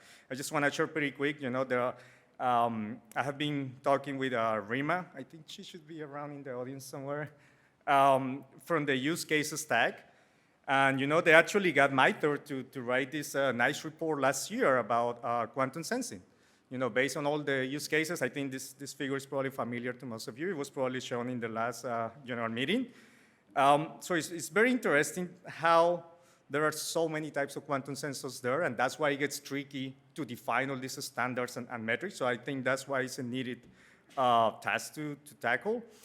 There is a more recent report about PNT. So this is all done by MITRE as well, and this is the position, navigation, and timing. I feel like there is a little bit easier to compare what classical sensors can do today. Those are the ones here at the bottom of this chart. And then like what we know as like quantum sensors right there. But we're not even talking about here what I was mentioning, like the quantum 2.0, right? When we can actually introduce entanglement, to improve the sensitivity of a single sensor or even have a network of many of them. We're just still discussing how to tell apart how we can do today some classical sensing versus quantum sensing and where the real advantage of quantum is. So as you can see, there's a lot of work there. So I'm very excited that we're actually collaborating with the use cases stack, and I guess in part here, I'm just calling people to, who is interested to join us in this effort. It's very interesting how we are trying to create this synergy between different tags. So we have been, discussing here, and there are many questions. We actually realized that we need to define what a quantum sensor is. Surprisingly, that's now out there. It's not trivial. I was a little bit surprised about that, but because the field is so broad, right, and there are some different technologies, it's a complicated. And when you go through these two reports from MITRE that I just showed you, there are some kind of indirect definitions of quantum sensor, right? Like more saying what they do and what they don't do, but I think we need to pin down to a definition. So we need to start there, right? Even before we can start talking about networks. And how I was saying, even just with classical, I was in a meeting the other day in the use cases, from bridges and like highways, and even a simple problem on how to understand the large amount of data that you receive from a network of sensors, like classical, and it's like, we need to solve that even before we start talking about quantum. And that was very interesting and surprising to me, to be honest. And there are so many questions. So my point is that we are trying to define here what kind of projects we're going to be defining within this subcommittee. There are quantum devices there. So we as a tag, we need to, to define standards for that. Quantum memories, how I mentioned it, like single photon sources. Okay, this computer is scaring me. It's going to fall, sorry. Quantum photon sources and quantum detectors, right? And how I was mentioning, we need to understand, like, this quantum 2.0, like, is it really going to be useful or not, right? So we need to start, like, thinking about it and get ready for it. And how I was mentioning, just a network, classical sensors, and the quantum network, like, when you distribute entanglement. And I mentioned this because from the atomic side, and an atomic physicist by training, in academia, people are starting to build these classical networks of atom interferometers and atomic clocks, like large scales of them, large numbers and large distances. So I think if we start talking about from what I was mentioning just earlier, just one sensor, hopefully we're going to be ready once we start understanding how we can take advantage of all this work that academia is doing, right? So I was saying, we're trying to define the projects that we're going to be tackling there. Something that the RIMA in the use cases tag mentioned is, I think we're going to be running a workshop soon to pretty much identifying those use cases that we need to benchmark. And that's a very interesting task, and we're trying to make it as broad as possible to try to see all the technologies that we have out there. I also had initial collaborations with Seth Gallagher and Eric from Quantum for National Security Tech as well. So we're evaluating how we can collaborate there between the techs. So I hope this is going to be 3 tech effort or more. So that's pretty much my message, right? So we're looking into people within the QED-C who wants to join us from different techs. Feel free to talk to Rima, to Seth, or just to myself. And I just wanted to show a little picture of my group there at BNL. And I think I was way below the time, so that's perfect. Thank you. Thank you so much for your presentation. And thanks for keeping us on time. As we go to the break, I guess I want to sort of comment on how benchmarking, I guess I encourage the TAC to, so let me just step back. So I started out, or I had spent a number of years in the whole nanotechnology space, and I remember going to so many meetings where we talked about what is the definition of nanotechnology. And so to hear you say, like, what we first need to do is say, what is a quantum sensor? We need a definition.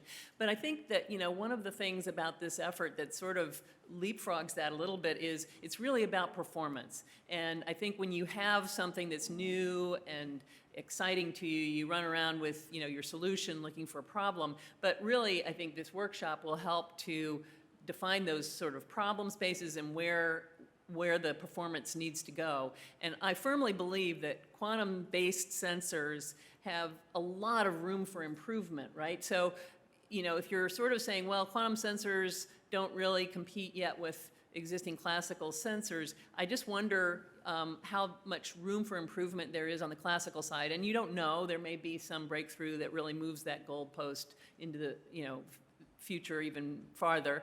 But so I think coming up with really good ways of measuring performance that's somewhat technology agnostic in a way is going to be very useful. So thanks to the TAC for tackling this exciting and important problem.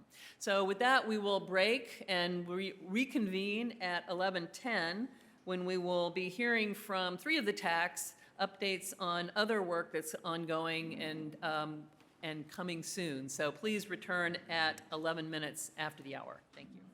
Gather around. We're going to have updates on some of the other work that's going on. It was really, really great to hear about the benchmarking work going on in the standards and benchmarking TAC. Very practical, measuring progress, identifying new areas. I think measuring progress towards end uses or applications that are going to benefit from quantum is going to be very exciting, and look forward to hearing more about that. Our next set of presentations are from representatives from 3 of the 6 TACs. So we heard from standards and performance metrics. We're going to hear from representatives, leadership from the Enabling Technologies TAC, the Quantum Law TAC, and the Workforce TAC. And I just want to preface this by saying that other TAC updates will be given at an online webinar event next week. So look for information. You already received at least one announcement, but please, get that on your calendar, register and show up or watch the recording if it's not convenient for other TAC updates coming next week. And just, I will sort of say, we hear you that our transition to the new calendaring and invite system is kind of causing hiccups, and we're trying to smooth those out and make it easy for you to sign up and be aware of what's going on at QED-C. But we appreciate your feedback, and we'll work through it. And I encourage you to go to the member site, look at the calendar or events page, and there's sort of an easy-to-access calendar system there. You can subscribe and track things that way. But next, we will hear in person. You don't need to register. TAC updates, and the first one is going to be on enabling technologies, and we'll be hearing, I think, from maybe both, but at least Anju about what's going on in the enabling technologies TAC. Anju.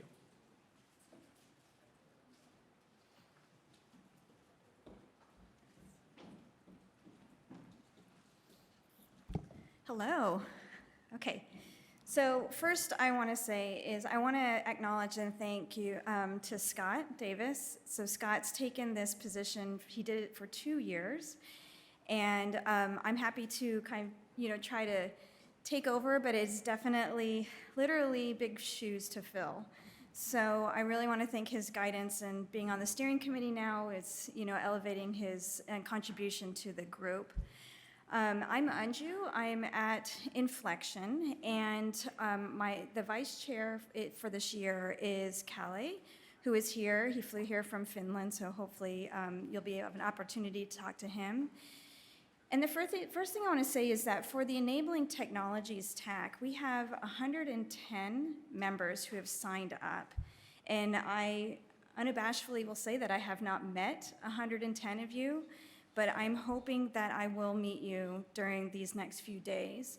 Because really, for Kalle and myself, our mission is to help serve you guys and be that liaison on listening to what you need and how QED-C can help you succeed.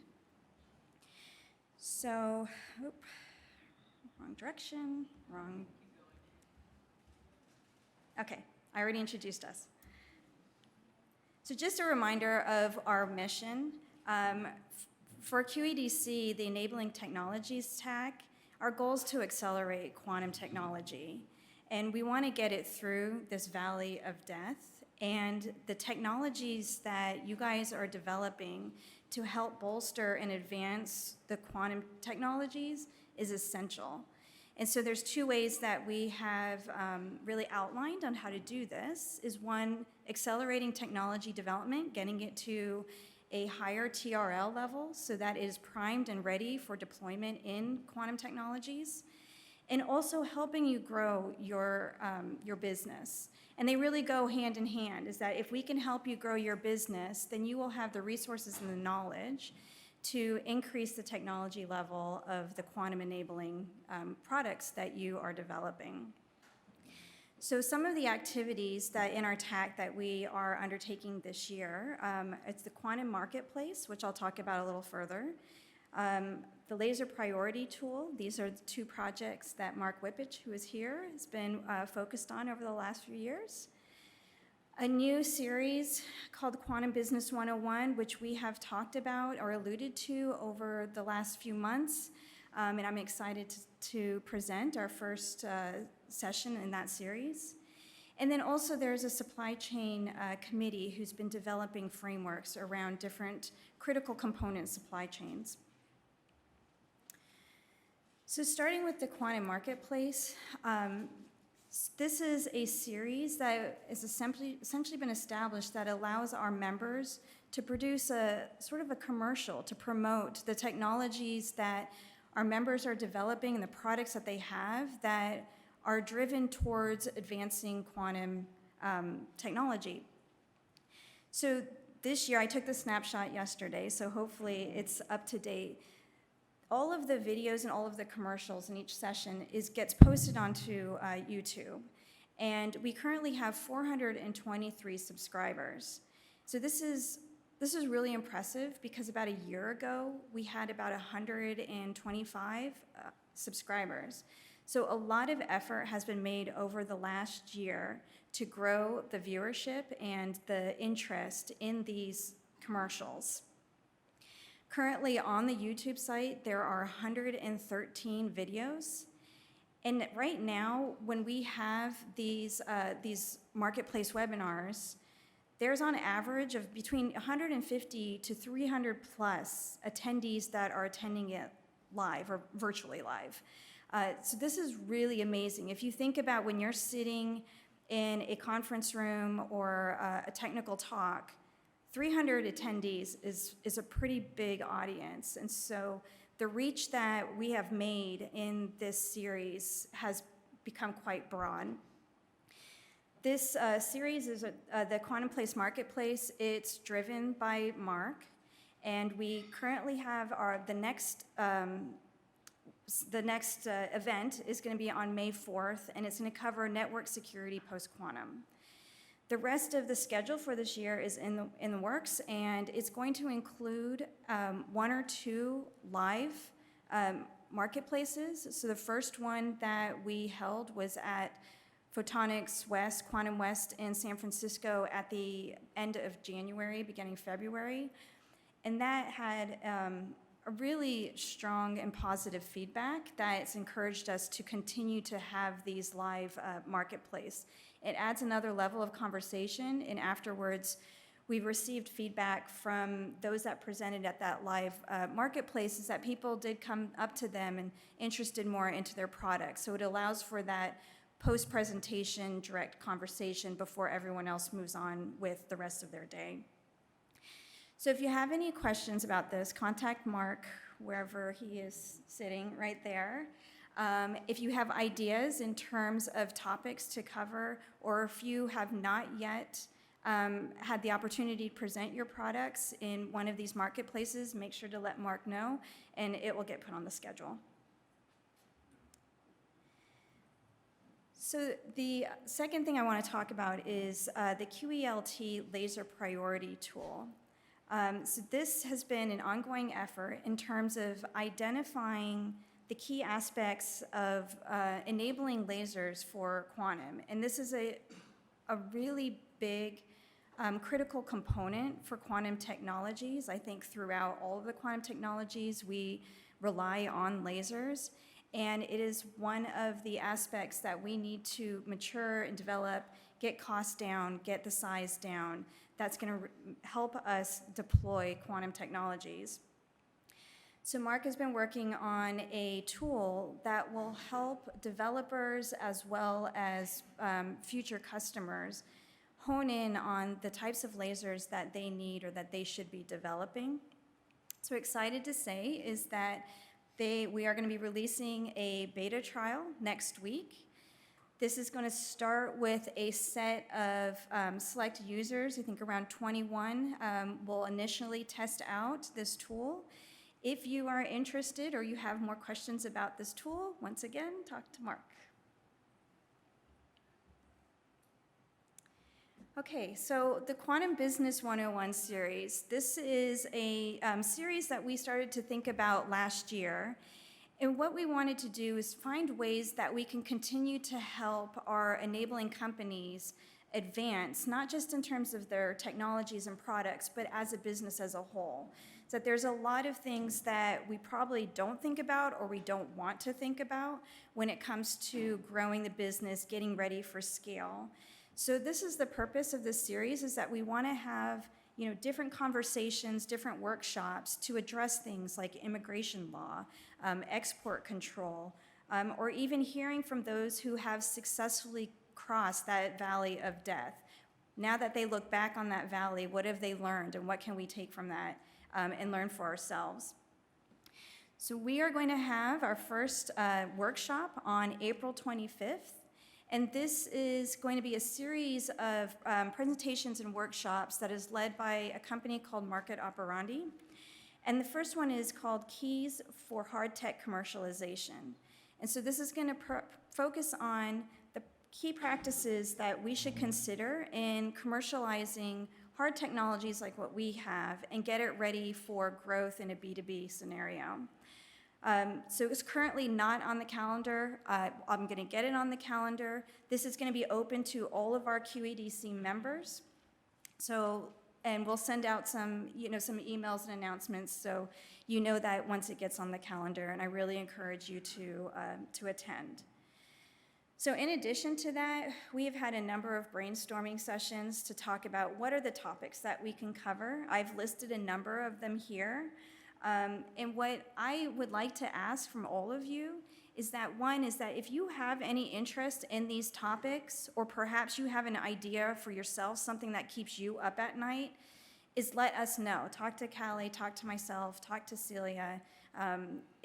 We would love to get that feedback, because we want to make sure we're putting together programming that is relevant and useful to you guys, or else it's a waste of everyone's time. And also, I would like to ask is that if any of you are an expert in this area, or you have experience in kind of presenting this, if you've gone through this, we're looking for people to help contribute and, share your experience and share the lessons that you have learned on these topics. So once again, want to get involved, please let me know. Okay, so as I mentioned, we have 110 members who have expressed their interest in being involved with the Enabling Technologies TAC. And I wanted to, Celia had mentioned about there might be some, calendar snafus going on, but currently the programming that we have going on is every Monday we have a sort of management meeting on the quantum marketplace. This is where we discuss the schedule, who are good candidates for the next coming topic. And so we encourage anyone who's interested is to come join that meeting, even if you want to be a silent attendee and just listen and hear how this whole plays out. We've had people who have joined that.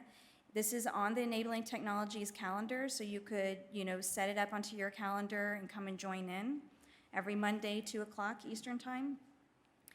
There's also a supply chain subcommittee, and the supply chain subcommittees works on building out frameworks to really identify the key components and test beds, and for example, things that we need to help bolster our supply chain. Every other week on Monday, 4:30 p.m. Eastern Time, there is a subcommittee meeting, so I'd encourage you, if you're interested in that, it's on the calendar. Come and join it, listen in, and see if there's anything that you would like to get involved on there. And then the last thing is that Quantum Business 101. I will have something on the calendar, but right now, if you have any interest, I'm here next 2 days, would love to talk to you, and we can get you signed up and have you, come and join those discussions. So that's all I have for today.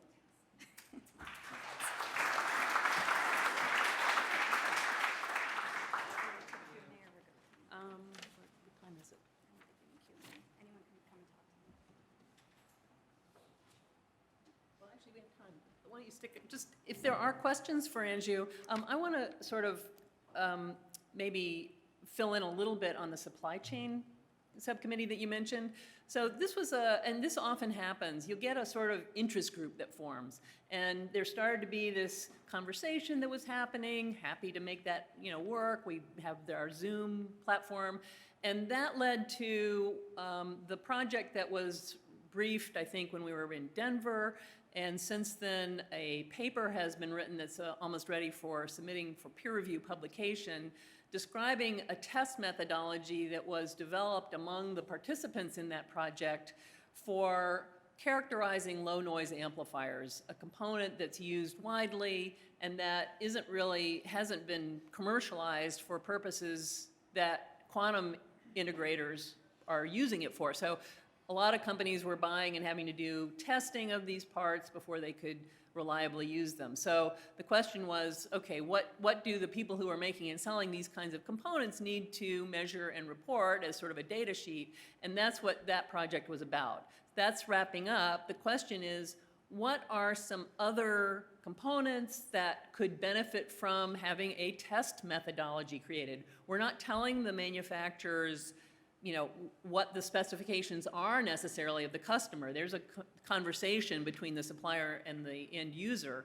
But, what are the performance characteristics that a company needs to share in order for a buyer to have confidence that the component is going to do what they need? So there's a lot of room for taking this into other directions, and I guess I ask the folks here who are system developers and integrators, what are your pain points? Where are you looking for, parts and components, a broader supply chain? That's why we call it the supply chain group, because we're really trying to open up and expand the supply chain for all. So we've done this sort of demonstration or proof of concept for this approach. I think it connects to other parts of QED-C, and in a sense, we're developing a standard in this case for testing, and even a capability. There was, a company that stepped up and said, we'll be the tester in this little experiment. So any questions for Anju based on what you heard? And I'll also draw a big line under the Quantum Business 101 program. So whereas Quantum Marketplace is very outward-facing, it's about free advertising for all the members, getting the word out about what you do and what you have to offer, and we're super excited about how widely that's getting, shared, and you should put the word out to your networks. Check out this thing. People are learning by attending, not just, focused on just buying one component from one member. They're just learning a lot about where the quantum ecosystem is today. The Quantum Business 101 program is going to be more a benefit of membership. So really, you should tell Anju and the Quantum Business 101 team what you're interested in hearing. It's going to be sort of a course. And the curriculum, as she mentioned, is going to talk, especially to smaller companies, about what they need to know. And some of it is sort of compliance focused, and everybody needs to be obviously obeying the law, so that's going to be helpful. But also, how do you do marketing? I've met with some of the small QED-C members, and they tell me about what they're doing. I'm like, this is fantastic. You're putting something up on the space shuttle. You're doing this or that. Are you putting out some press releases about it so people know about you? And it's like, no, we're working so hard on the thing, the product. And so that's natural in a way. You're sort of doing job one, but there are all these other things. And I remember one of the members of the steering committee saying to me, never underestimate the value of marketing. And that's true for QED-C, and it's true for small businesses. So we'll have a program that just rolls into the future. And if there's an issue that you think would help your organization to be successful, share it with Anju, and we'll add it to the program. Okay, well, thank you. Great work. And thanks to both you and Callie for leading that. Next, we're going to hear from Ryan McKenney, who is now with Quantinuum and leading, along with Kanaya, the Quantum Law TAC, which is the newest TAC, and doing some really interesting work that he's going to share with us and talk about their plans for the year. Thanks, Celia. Perfect. Hi, everyone. My name is Ryan McKinney. As Celia said, I am the Associate General Counsel and Director of Government Relations at Quantinuum, and I'm running the Law TAC. So we are the newest TAC. We were chartered in late 2021. So over the last year, we're trying to find out the places where we can add the most value. Shakespeare said, let's kill all the lawyers. We haven't gone that far, but we do want to make sure that this is not a TAC that is solely driven by lawyers. So we've tried to really open up this year to be more of a law and policy committee and make sure that all of the work we're doing, whether those are outward reports, internal letters to government partners, all of our meetings and events are all driven by you all, the engineers, the quantum PhDs, the architects, the folks who are making this extraordinary technology. So over the last year, since we were chartered, we have kind of expanded from a group that was originally just basically in-house counsel at our member organizations to include more folks from our government partners, as well as some outside counsel who are working especially on issues of export control and trade, which have become pretty much our modus operandi the last few months, and now just general quantum leaders, executives, and engineers and more technical folks as well, as I mentioned. We have 3 subcommittees at the moment, intellectual property, export control, and government regulation, and transactional law writ large. The last is kind of a catch-all category as we figure out what the best ways to add value are. Intellectual property is everything from protecting IP, general best practices for IP, patent, trademarks, et cetera, working with the Patent and Trade Office as well.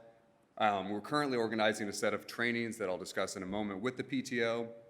And then export control, as I said, has become our biggest issue over the last year. So we have a subcommittee that meets once a week at the moment. It's being led by Kevin Wolf, who many of you know is a former commerce high-level official and is an outside counsel at Aiken Gump. And we're working at putting together a letter and a series of informational letters and opportunities, trainings for folks in the Commerce Department and the Bureau of Industry and Standards, because export control, as I think we mentioned in Jonah's talk, right now there are not that many components of quantum that are currently export control under the law at the moment, but it is an issue that's being discussed a lot in the high levels of government, and so we're trying to make sure that we provide industry information to those folks before that those export control standards may come down. Transactional law issues, as I mentioned, is everything from mergers and acquisitions considerations, IPOs, SPACs, privacy and cybersecurity concerns, and this is a place where we really want to work with Quantum Business 101 to add this to the curriculum of that Quantum Business course. So a year ago this week, actually, we had our kickoff event. There was a quantum law workshop. We had a keynote from Senator Marsha Blackburn from here in Tennessee, as well as basically 3 breakout rooms for all of our subcommittees. So those were export control and CFIUS, transactional law, and IP. We had great attendance, and that event kind of set the stage for what we would cover over the last year, again, with the main focus on export control of late.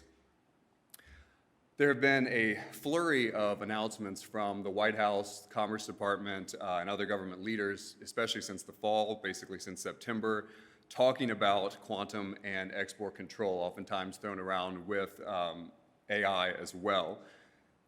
There have been some new quantum-specific controls that were added to the Export Administration Regulation, the EAR, a new definition of national security descriptions for CFIUS, which is the Committee on Foreign Investment in the U.S., and possible new export controls on quantum computers under the new export control classification numbers. So a lot is going on. We have been approached by some partners, as I said, in BIS, Bureau of Industry and Security, basically to put together a state of quantum and export control as it stands at the moment. So this has included a great subgroup of QED-C members, and this letter will probably go out in the next few weeks, if not the next month. And Kevin has done a great job. We've had help from Carl Williams and a lot of you in the room as well to put together everything from the state of Chinese capabilities, which are obviously driving a lot of these conversations at the commerce level, to where the workforce issues are. The issue of deemed export, I know, is a huge issue for a lot of folks. A lot of quantum PhDs are not U.S. nationals, which brings up issues with export control as well as immigration law. We're trying to lay out all of those issues, talk about the main concerns that the U.S. quantum industry has to ensure that whatever export controls come down the pipe in the next months, years, et cetera, do not stifle innovation, even though we think that something is going to come down. So we want to make sure our voice is heard sooner rather than later in that way.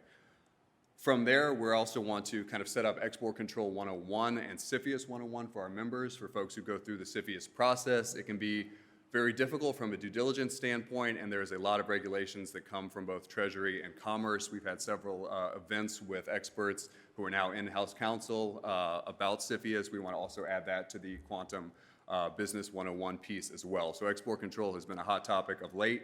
If you or your company would like to partner with us on this, please reach out. The subcommittee will certainly not die once this letter goes to Commerce, and we hope that this is a kickoff of future partnerships with our government partners, as well as kind of making the export control and CFIUS issues a little bit more accessible to all of our members, especially smaller companies who don't have, large legal departments or export control counsel at the moment. Next, IP. So the Patent and Trade Office has reached out to us to kind of help with their patent examiner technical training program. This is a program that already exists, and we have been approached to kind of add our IP and just quantum 101 expertise to help make sure that the landscape of patents, that a rising tide lifts all boats, and that all patent examiners who may look at a quantum patent have a base level of knowledge about the hardware, the software. So this has been an interesting logistical issue because we've basically been asked to host these trainings. IP obviously is something that companies hold tightly to for the right reasons, and so we're trying to figure out how best to use the great expertise that we have in the room and with QED-C to put together these very high-level technical trainings. They will not be about anyone's IP portfolio, but making sure, again, that any patent examiner has a base level of quantum knowledge. On the screen are the 9 classification pieces that the Patent Office currently uses.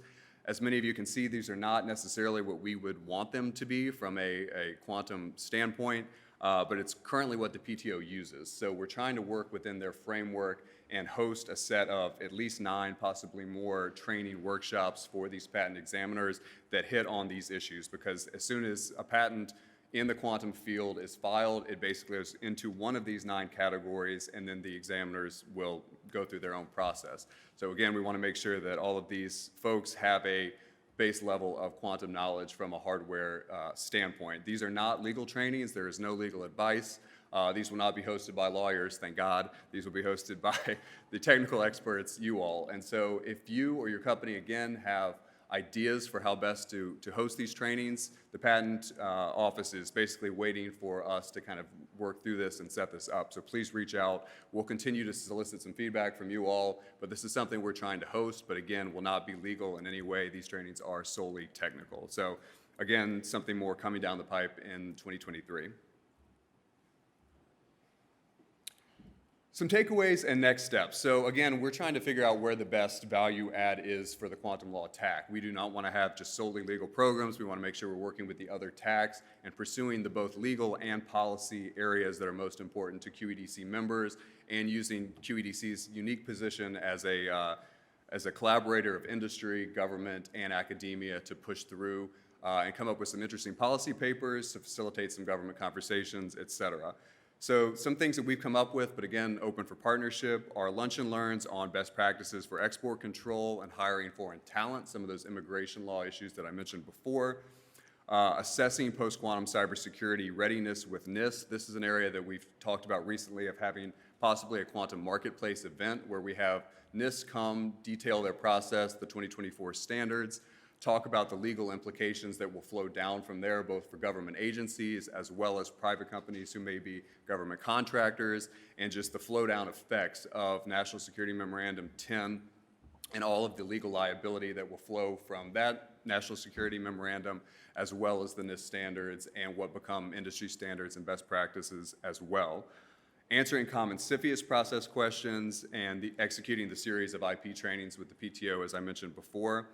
We're also working with our academic partners to establish what we're currently thinking of as a quantum ethics and policy subcommittee to discuss issues around fairness, transparency, access, and equity, and developing regulations that adequately protect quantum users without stifling innovation. Obviously, quantum ethics is a ephemeral term that has been thrown around a lot lately, but there's a lot of work being done with this, currently oftentimes solely by lawyers without too much technical expertise, which is not great for anyone. And so we want to make sure that as these quantum ethics conversations continue, the ethics and policies are driven by a technical background, and we're working with academia, industry, and government. A lot is being done with the National Science Foundation on that. One of their planks of the Center for Quantum Networks is quantum policy and ethics.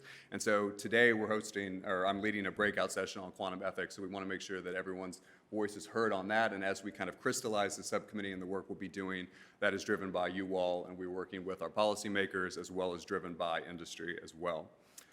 Potential for cross-TAC collaboration. I think this is probably where quantum law TAC will be most successful, is partnering with you all. As I mentioned with enabling technologies, we really want to add the legal issues about IP, export control and CFIUS, cybersecurity law, and a lot of what I think Jonah talked about earlier in just making sure that National Security Memorandum 10, the NIST standards for PQC, and a lot of these government level documents and what will become standards, there's knowledge at the state level, at the local level, for large businesses and small businesses, because even for like National Security Memorandum 10, which applies currently just to government agencies, there will be huge flow-down effects for folks who contract with the government, and these will likely again become industry standards. There's a lot of legal liability regarding cybersecurity and privacy law. There's a suite of cybersecurity laws that have been introduced in states around the country. There's currently 5 pretty large-scale privacy laws in states at the moment, GDPR in Europe, and these regulators are already thinking about how to regulate quantum under those current frameworks. So again, we want to make sure that from a policy standpoint, we're informing that with a real technical background and making sure that things are not regulated without QED-C's input, and we're working with our government partners on that.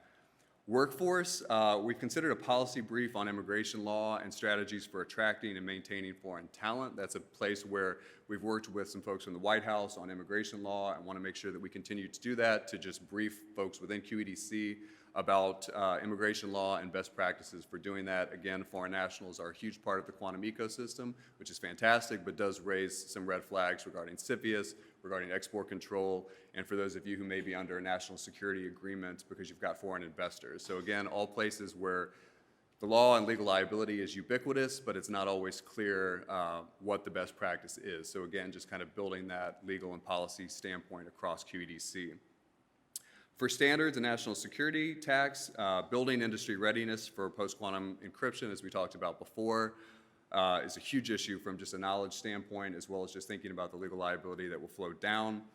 And work product would be an event to translate some of these common industry problems into data-driven policy recommendations, whether that's for the White House, OSTP, for our friends in Congress, or working with our partners at NIST and other government organizations. So again, if you have a place where you think the law TAC and the policy standpoint can help your TAC, can help your organization, please reach out. We're really looking to expand the work we've been doing over the last year and excited to partner with you all in the room. So happy to take some questions. Thanks.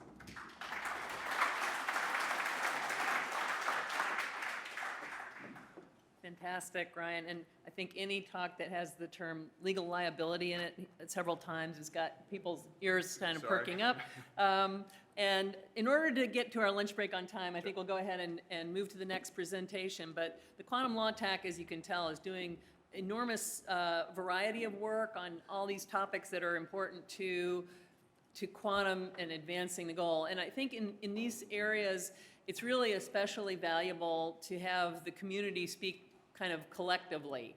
Because I know when I was on the government side, if a company came in, you said, yeah, well, I mean, you're talking from your own company's interest, I get it. And that's natural, of course, but QED-C really represents all of the community. So in addition to advocating on behalf of your individual organization, I encourage you to participate in the discussions that the Quantum Law TAC is having and helping us to present the collective voice. So next we'll hear from Jake or Terrell? Terrell, on the work of the workforce TAC. This is a TAC that's been really productive right from the beginning and is something that cross-cuts everyone. So look forward to hearing what you're up to. Thank you, Celia.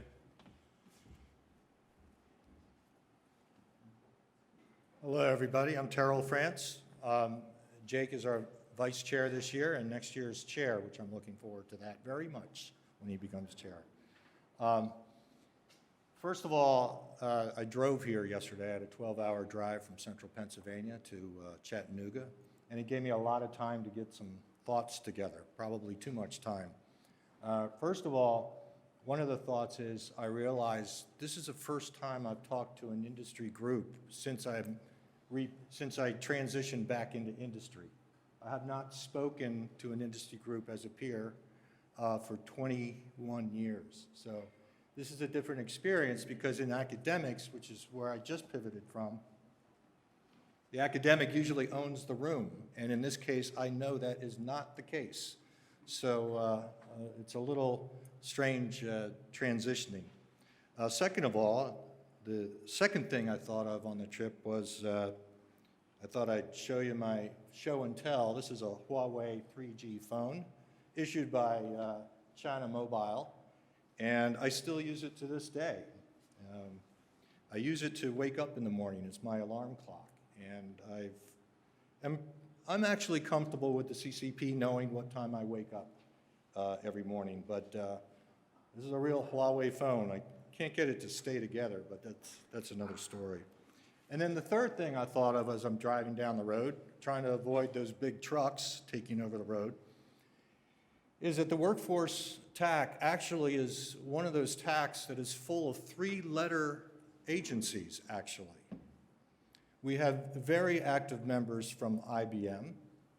We just started getting some activity out of a company called CJW. We also have some attendance and activity from a company called IFF, which is a small company. And we also have AWS. So, you know, when you come to a workforce TAC, be thinking 3-letter agencies, and you probably are spot on. However, we welcome all letter agencies and companies large and small. So CJW is very small and IBM is very large. So anyway, one of my purposes for today is to really try to open up the invitation for each one of you to figure out how to get yourself or somebody on your team or in your company to get engaged with the workforce TAC. Workforce issues are omnipresent. It doesn't matter if you're in sensors or quantum computing or law, et cetera. We've got something for everybody. Anyway, for today, I think those are the 3 things. Did I go with 3? Yeah. I'm a little still brain dead from a 12-hour drive. So today, let me just talk about organizational preliminaries. My first doctorate degree is actually in organization change, which is, so I think of the world I view the world as an organization, and most of our problems that we have, technical as well, are organizational problems. You can go back to NASA about that, you know, with the Challenger disaster and stuff. That turned out to be an organizational problem, not a technical problem. Anyway, so I think of the world with organizations first, even though I'm a technical dude at heart in my blood. I'll go over some of the programs that we have this year and that are actively engaged in right now, and then some projects that may or may not show their face this year. So first of all, the goal this year is, being an organizational guy, is really focus in on organizational hygiene. And so I'm trying to leave the TAC in a place that Jake can take it next year and really hit it out of the park. And that means working on organizational issues. It's not a lot of fun, but no system works without the organizational system working. And so all we're trying to do is really get the management and the running of the TAC to be a lot more routine, so we can focus on high priority tasks rather than what's the agenda today, you know, what's the meeting going to be about. You know, it's really following the, Lubinsky's model of agendas and notes after the meeting, which most of us think is normal, but that's actually hard to do when it's not in the culture of your group. So that's a high priority, believe it or not, for me this year anyway, to get, you know, those post-meeting notes out there so that everybody can see what's going on. We have about 13 or 14 people coming to the meetings, but, you know, there's 130 plus people who have identified interest in workforce development. So I want to make sure they get the message as well. I don't even need to attend the Standards Committee meetings anymore because I look at those notes religiously. I don't have the time anymore because I'm in industry rather than an academic now. Getting the QED-C calendar embedded into the system so that we can depend on it, both the QED-C level but also the TAC level.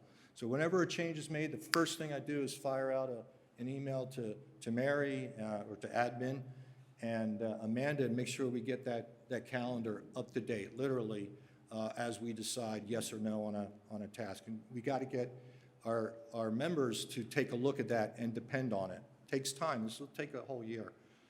Using the Google Drive, you know, these are just regular organizational hygiene things, but it's really hard to get an organization to do this. So we have a lot of documents and things like that in personal drives. Jake, I finally got my post-meeting spreadsheet on the Google Drive the other day. I forgot to tell you, but it's there now. So little things like that. If you can't get the little things done, we can't change the world and get a regular meeting cadence going. One of the things that matters to those of you on the outside of the TAC as well as inside, we're trying something this year and really running with the supply chain focus of last year for QED-C and taking that to the next stage of implementing that idea. So we think about workforce TAC in a model of supply and demand. That's all I need to say. Everybody gets it, right? Supply is essentially the academic side of the house, teaching people, training them, and all that. And then the demand side is you folks out there who need that, who demand that talent. Both those two constituents are completely different animals, having been in both sides of the house on that. Different needs, different desires, different priorities, and certainly different worldviews. So we've changed our meeting structure, so now we have 2 meetings per month. One of them is oriented towards the demand side. The other is oriented towards the supply side. And then every quarter we have one where we bring them together, which is an important point that Jake brought home. We still want to get some of that cross conversation going. Got to make sure I'm still on time. I got to check my Huawei phone because you got Travis coming up next. And believe me, you want to listen to Travis. The other focus is really I'm an introvert, but focusing in on people is not something that comes naturally, but it's absolutely critical in an organization. So really trying to figure out ways to attract people who are interested in workforce and have the cycles to be able to get involved or at least listen in. Lurkers are okay.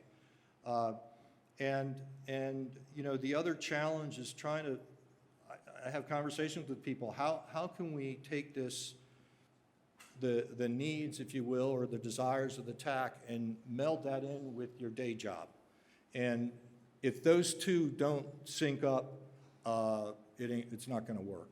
So that's a really important question and conversation to have with people. And if we can make that link up, the TAC will survive. And one of the initiatives, tactical initiatives, is we started this micro-engagement list, which is an example here. I don't bother looking at the details right now.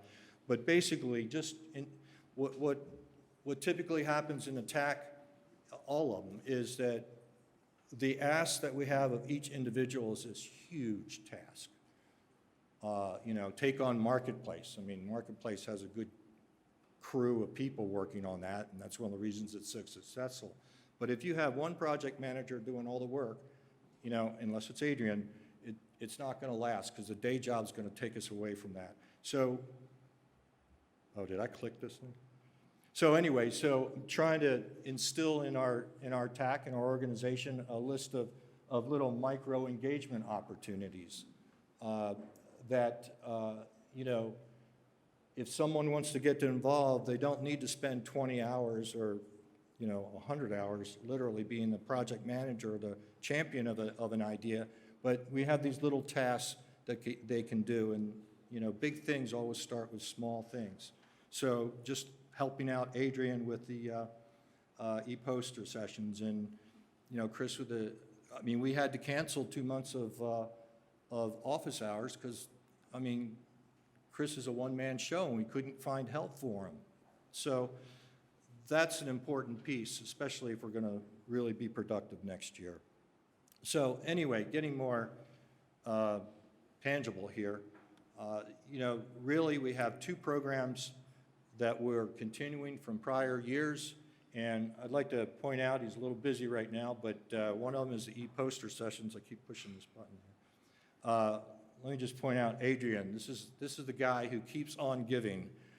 Adrian German over there. Go ahead, stand up. He brought two students over here. This is off script, but thank you, Adrian, on behalf of all of us, because this is the classic example of, the dude just keeps on giving. It was what, I don't think he created the e-poster sessions, but he's the one who keeps it alive. But the problem is, it's one guy, it's one dude. And fortunately, as an academic, academics have all the time in the world, right? But even he needs help. So that's a big problem. But anyway, getting back to the programs, we have the e-poster sessions, which we had one the other day.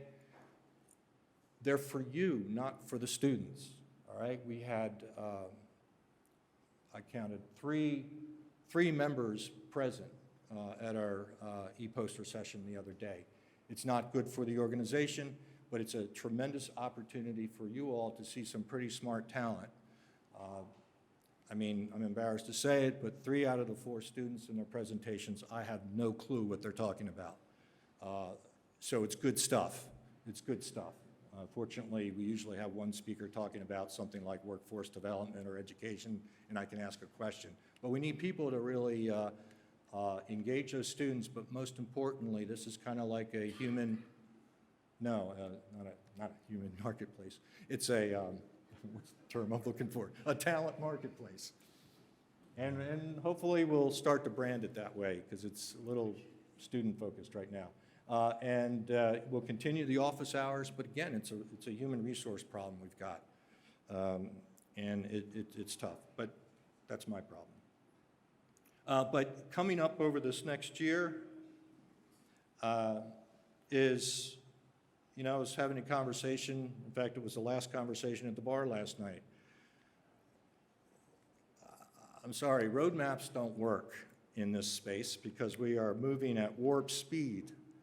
And so, frankly, I don't know what we're going to, Jonathan, I have no clue what we're going to accomplish this year. But I tell you, we'll move the needle somewhere, somehow, and it's really based on the human resource issue. But some of the projects that are underway from last year that I think we need to wrap up are, there was a survey taken, we need to get that published. A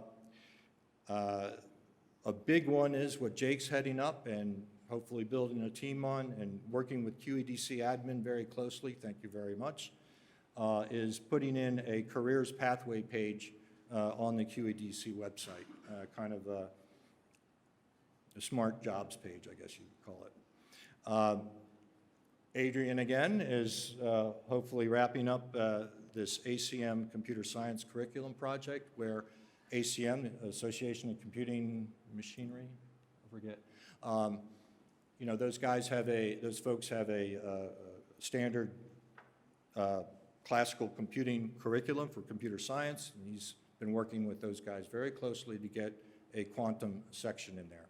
So some of the things that are in the works, the technical reskilling activity, that looks like that might work out with the HBCU's community.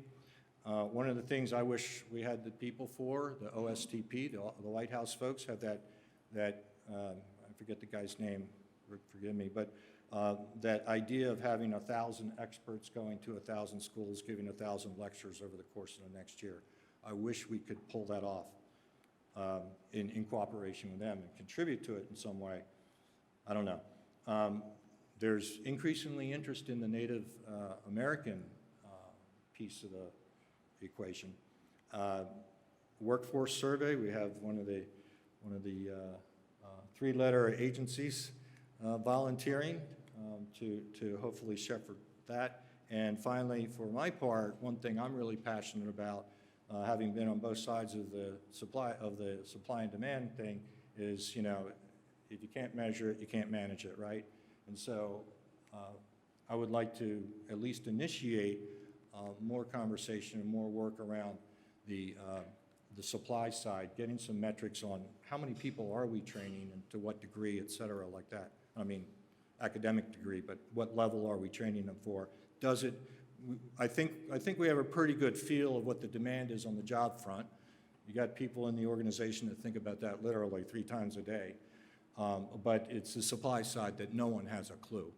And that's something that, hopefully gets started this year and carry over to next year, because I think we'll all win if we have data. Anyway, that's it for me. I want to get Travis up here. Where are you, Travis? He's usually by the coffee thing. Anyway. Thank you, That's Carol. it. Thank you. Outstanding. And I'll sort of underline these 2 programs that are continuing for a reason, because getting kind of through to students. I can't tell you how often I go to a quantum meeting and some bright-eyed, bushy-tailed student comes up and says how excited they are about quantum, and they say, but I didn't get a PhD in physics, so I'm really kind of not eligible. I'm like, that is not true. And that message is not getting out to these learners, that there are a lot of different skills that are going to be essential, and how they can, with just a little bit of extra education perhaps, be at the front of the line and super qualified for opportunities. So the e-poster session, now the sort of talent acquisition program, is to help you find those students. And the office hours program is to help you to make connections and to give guidance, mentorship to students who want to be part of this community. So I encourage you to participate in those and other programs in the workforce tech. So thank you, Terrell.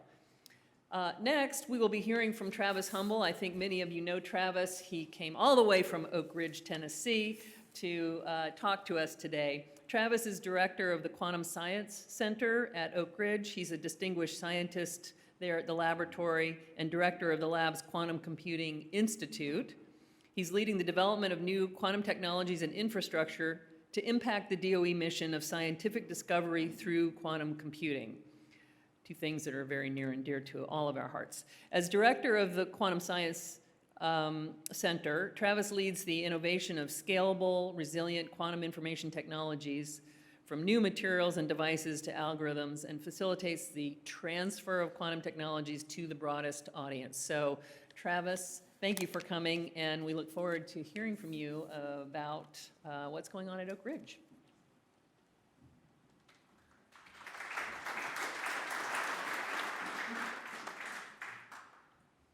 Okay, well, thank you very much for the introduction, Cecilia. Everyone, it's a pleasure to be here. Oak Ridge has been a member of the QED-C for at least the last 2 years, but this is my first time attending one of the meetings in person. And I think that's really important because, as Celia was mentioning, the Quantum Science Center and Oak Ridge more generally definitely has a role in engaging with you on the transition of technologies in quantum science to the broader impact for the country as a whole. Now, for those of you who don't know, Oak Ridge National Laboratory is just a short 100-mile trip from here. We're literally in the backyard. The laboratory itself has been around for the past 80 years. It's a Department of Energy federally funded research and development center. It had a role early on in the development of the nuclear bombs that were part of the Manhattan Project. But more recently, over the last several decades, it's now expertise in nuclear reactor science, neutron science for materials synthesis and characterization, advanced manufacturing, as well as computational science. And all of these capabilities provide a backstop for what has started just 2.5 years ago, which is the Quantum Science Center at Oak Ridge National Laboratory. Now, the QED-C, as Dr. Berhe introduced earlier, is one of the DOE's National Quantum Information Science Research Centers. It's part of the National Quantum Initiative. The QED-C itself is a partnership of 16 different institutions. So while it's headquarters at Oak Ridge, many of the people in the room actually have a stake in QED-C right now. I would call out our 3 industry components here, Microsoft, IBM, and Cold Quanta, a branch of Inflection. These are incredibly important to us in terms of achieving our scientific goals. Those 3 goals, a little too loud? Oh, okay, I've always had that problem. Our 3 scientific goals, I think, will align with areas that you also have interest in. The first of these is the demonstration of scientific quantum computing. For us, that means showing that we can use quantum computers for scientific discovery and innovation. The second is scientific instrumentation for QIS. That means developing new instruments, new equipment, and new facilities that can be used to enable access to quantum technologies. And then the third is the development of an entirely new field of quantum information, topological quantum information. And many of us will recognize this as the idea of a topological qubit, and this again is one of our research goals within the QED-C. I'll take you through each of these 3 topical areas, but what I would call out to you is that we are looking for ways to transition the good ideas, the innovations that we're making within QED-C, and mixing them with the ideas that you have so that we can have a broader impact on the QIS ecosystem. So for example, in the development of scientific quantum computing, we have an excellent resource in our Oak Ridge Leadership Computing Facility. This is a DOE user facility. It's currently home to the world's fastest supercomputer, Frontier. We use this resource in part to understand how quantum circuits behave. Through the QED-C, we've established a scalable, HPC-based numerical simulator called SVSIM that can actually be used to test and evaluate quantum circuits. These circuits can then be executed on quantum computing platforms. Internally, we've developed ion traps, photonic systems, as well as neutral atoms that can be used to evaluate how well we can scale up scientific applications of quantum computing. To give you an example of this, we've currently used SVSIM in order to calculate the X-ray spectra of novel molecules, and we're now trying to transition those calculations over into the real hardware systems. But another way that we support the development of quantum computing is through our Quantum Computing User Program. This provides access to commercial quantum computing systems, services that we've procured from our partners in order to enable research and development of quantum algorithms. Currently, we have 3 vendors participating in the program: IBM, Quantinuum, and Rigetti. This provides a diversity of technologies. More than 200 users are currently testing out these devices. I will invite you to pay attention to our Quantum Computing User Forum, which has a meeting coming up this summer in July. It'll be hosted on-site at Oak Ridge, and there you can learn more about the user program as well as the portfolio of applications that our scientific users are advancing. I think this is an excellent opportunity to not only engage with our user community, but also to provide feedback on the development and the ideas that they should be looking at. In our second scientific goal on topological quantum information, we're actually fabricating new devices from materials that we are synthesizing and characterizing within the QSC in order to validate the idea that we can store quantum information in the ground states of quantum materials. Here you see 2 interesting examples developed in-house. The first of these is a topological electronic material that has been fabricated into an anti-dot device. I've got to admit, it took me a while before someone pointed out that's just a hole. But there are 4 holes in this anti-dot device. And these holes are actually where we can localize Majorana modes, an exotic signature of quantum materials that we believe will be underpinning the idea of creating non-abelian anyons. The second diagram shown here is ruthenium trichloride, what's known as, or what's believed to be, a quantum spin liquid. And what's absolutely amazing about this picture is that this is the first example of trying to fabricate ruthenium trichloride into a device. We've actually shown some initial good approaches to trying to create this. And then finally, the transmon device you see here, developed by our partners at Purdue, is now being used to test these particular topological materials by interfacing with them. All of this exciting research is enabled in part by the unique facilities that we have at Oak Ridge, including the spallation neutron source. This is the world's brightest source of neutrons. It is actually a DOE user facility, so again, it is accessible to the broader community. If you are working in nanotechnology or quantum materials and characterization, this is an excellent resource for you as well. We've recently shown that you can actually use inelastic neutron scattering to detect or witness entanglement in quantum spin liquids. This particular type of measurement confirms that under the right magnetic fields and temperatures, that these materials actually host entanglement in their lowest energy state. That's a remarkable example of how we may ultimately be able to build quantum technologies. Now, in our third focus on scientific instrumentation for QIS, I was just tickled to hear Dr. Berhe talk about the kickboard earlier this morning. I know many people in here have heard about this innovation that has come out of Fermi Lab. They are part of our partnership within the QSC. The board itself was originally funded under HEP, High Energy Physics Program Office, but then transitioned over to the Quantum Science Center about 2.5 years ago. This particular FPGA drastically reduces the amount of cost for every control channel.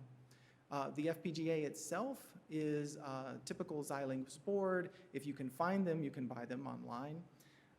But the firmware has been open sourced.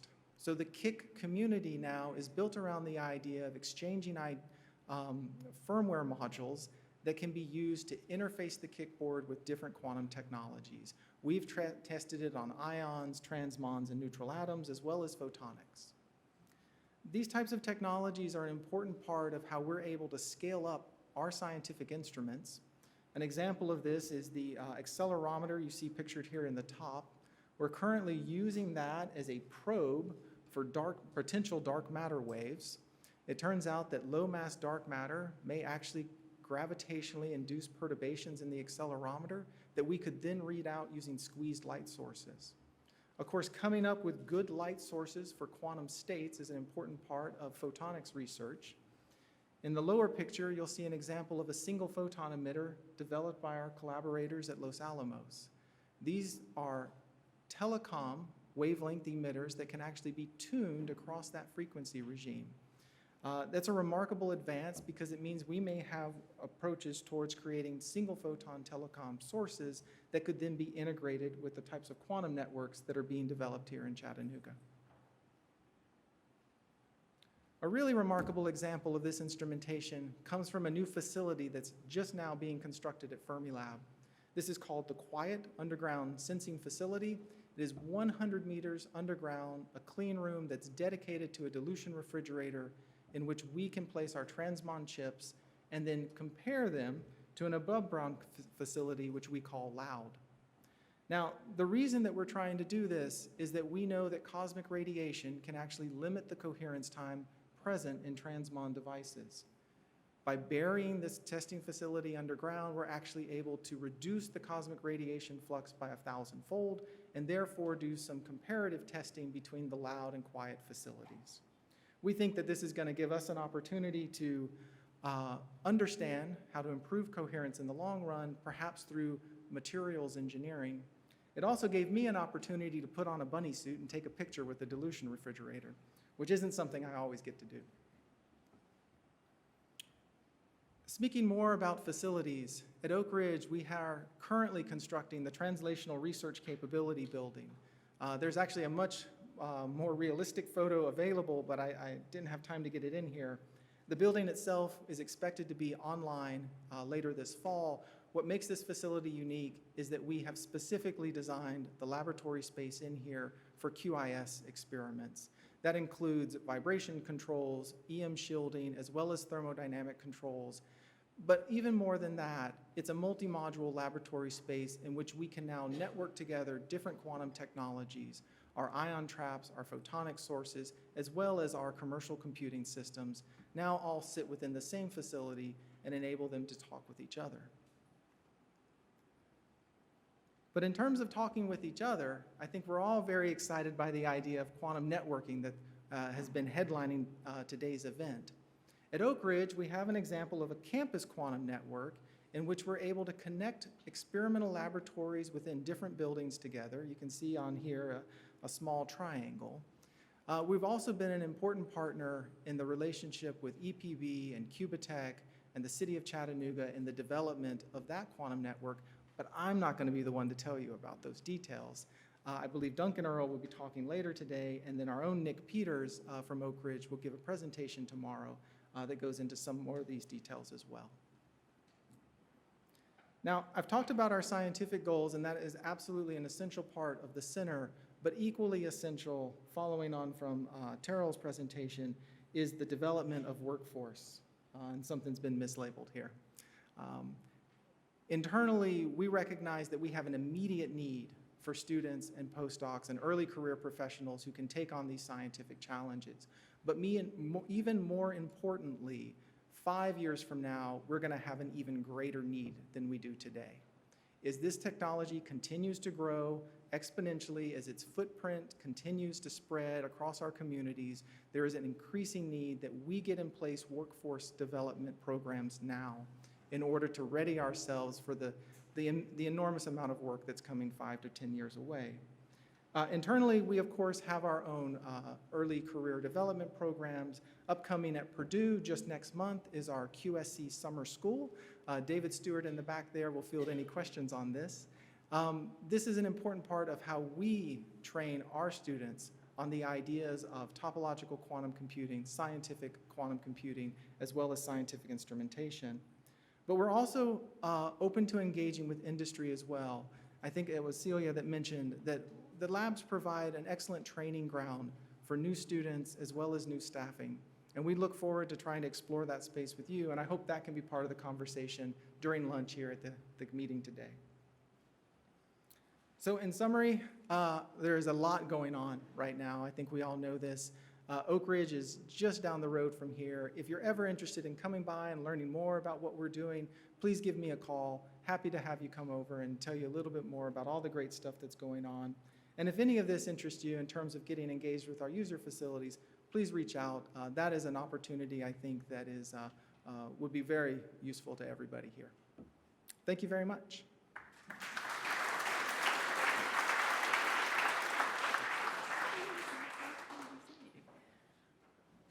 I was just saying, I can't believe it's Travis's first QED-C meeting, but I think for a lot of folks, it's been a very virtual experience. So well, glad to have you, and I encourage you to take him up on the offer to visit Oak Ridge sometime. All right, welcome back, everyone. We have an exciting session for you this afternoon, which includes a bit of activity. We have some show and tell, and we're going to start with the tell. Our members at EPB and Qubitekk will tell us about the EPB Quantum Network and answer your questions. And then later in this afternoon, we'll have a tour of their facilities. So first, it's my pleasure to introduce David Wade and Duncan Earl. David is president and CEO of EPB of Chattanooga, a world-class energy and connectivity provider. This morning, we learned that Chattanooga is home to America's first gig-speed internet service. David planned and deployed EPB's community-wide fiber optic network, which now offers speeds of 25 gigabit per second, which is the fastest community-wide service in the country. David has a personal passion for building out the quantum ecology, including support for education, workforce preparation, and business growth. And he'll be followed by Duncan Earl, who is the co-founder, president, and CTO of Qubitekk. Duncan's experience in private business and government organizations uniquely positions him to advance quantum from the lab into the real world at the EPB Quantum Network. He is energized daily by the promise of revolutionary benefits of quantum technologies and that quantum offers to advance healthcare, cybersecurity, and other industries. Welcome, David.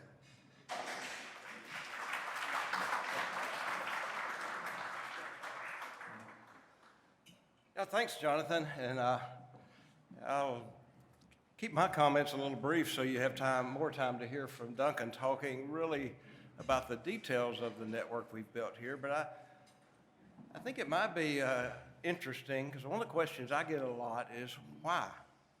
What's an 80-year-old utility doing being the first commercial quantum network? That's a question. Well, I think our whys, the short answer is the whys always go back to our mission, right? And our mission is really to make our community better. And when we look at quantum and what's going on in that space, you have to realize that the future is going to depend on what happens here in the quantum space, and going to be very much an enabling technology that drives a lot of what we do in the future. But we had a chance a few years back really to build some experience that changed some stuff. As you know, in 2010, we launched the country's first community-wide gigabit service. And at that time, it was really interesting because at that time, our competitors were saying nobody needs a gig. And the news that was interviewing us was saying, well, what's anybody going to do with a gig? And so we learned pretty quickly that technology needs first movers and somebody to step out and to move. And today, gig is pretty much the standard. Even though in Chattanooga that the folks in the most rural parts of our community, can pick up the phone and call over a couple of blocks away and order a 25 gig, and not a custom build, but within a few days we can hook up a 25 gig circuit to their home or business. But we had a chance about 5 years ago, starting, maybe 6, to really work with some of our partners at National Labs at Oak Ridge, and we've done a lot of work with them. Great folks to have a chance to work with. We had a chance to work with them. They introduced us to a company called Qubitekk on a project looking at quantum around cybersecurity and protecting the electric grid. And we kind of got us excited about the quantum space. It kind of got us in a place where we started to believe this was real and it could happen and it was something that could commercialize and change what was going on. We also found out that to do so, we thought it needed partners like EPB, someone that you could work with on what do you do when you have issues of fiber? Is it really your errors related to stuff that's going to happen, or can you change losses and splices, or is it a squirrel running up a line? And what can you configure around and what can you do? And we saw how bringing that institutional knowledge in partnership with that technical research knowledge really did have this ability to answer questions and to enable this ideal of commercialization. So we started talking about this idea of building a commercial quantum network and inviting folks like you and others to have a place to come test their products, to come build their products, to a place that can be reconfigured a month from now to the same configuration it was yesterday when you tested.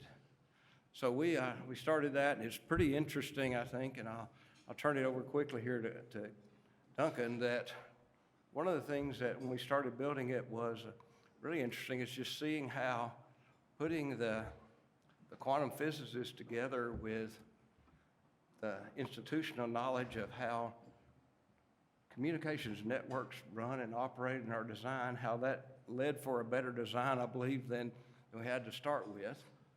And now, I think that we really together have the ability to work with many of you to watch this exciting technology grow and commercialize. So Duncan, I think I saw you around somewhere. Duncan, come tell them a little bit more details about the technical parts of the network. Thanks, David, and good afternoon, everyone. I guess I'd like to start by just thanking David and the EPB team. Their forward-looking strategy and their commitment, both technically and financially, made this possible. So I just want to thank you, David, so much for your leadership. It's greatly appreciated.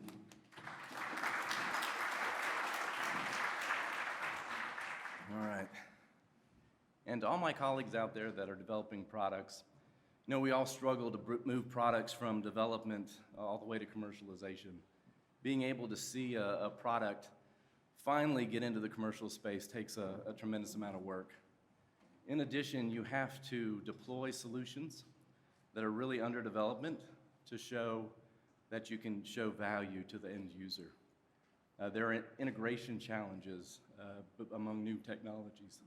Being able to show that you can integrate new technologies and have a better solution is always a major effort. The EPB Quantum Network is really a solution and a network for all of us trying to do that. And that's an important resource that we don't have today.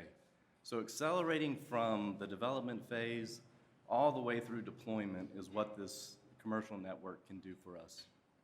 So again, I really appreciate EPB's involvement in that.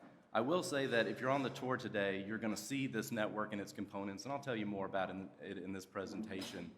But in my opinion, this is a good network, but with everybody's participation in this room, with the contribution from others in this room, it can be a great network. So we really look forward to you all participating in the tour and hopefully learning more about the network and how you can participate. Okay, with that, I'll dive into some of the details. So let's just start with a description of what the EPB quantum network is. As we said, it's the first commercial quantum network in the United States.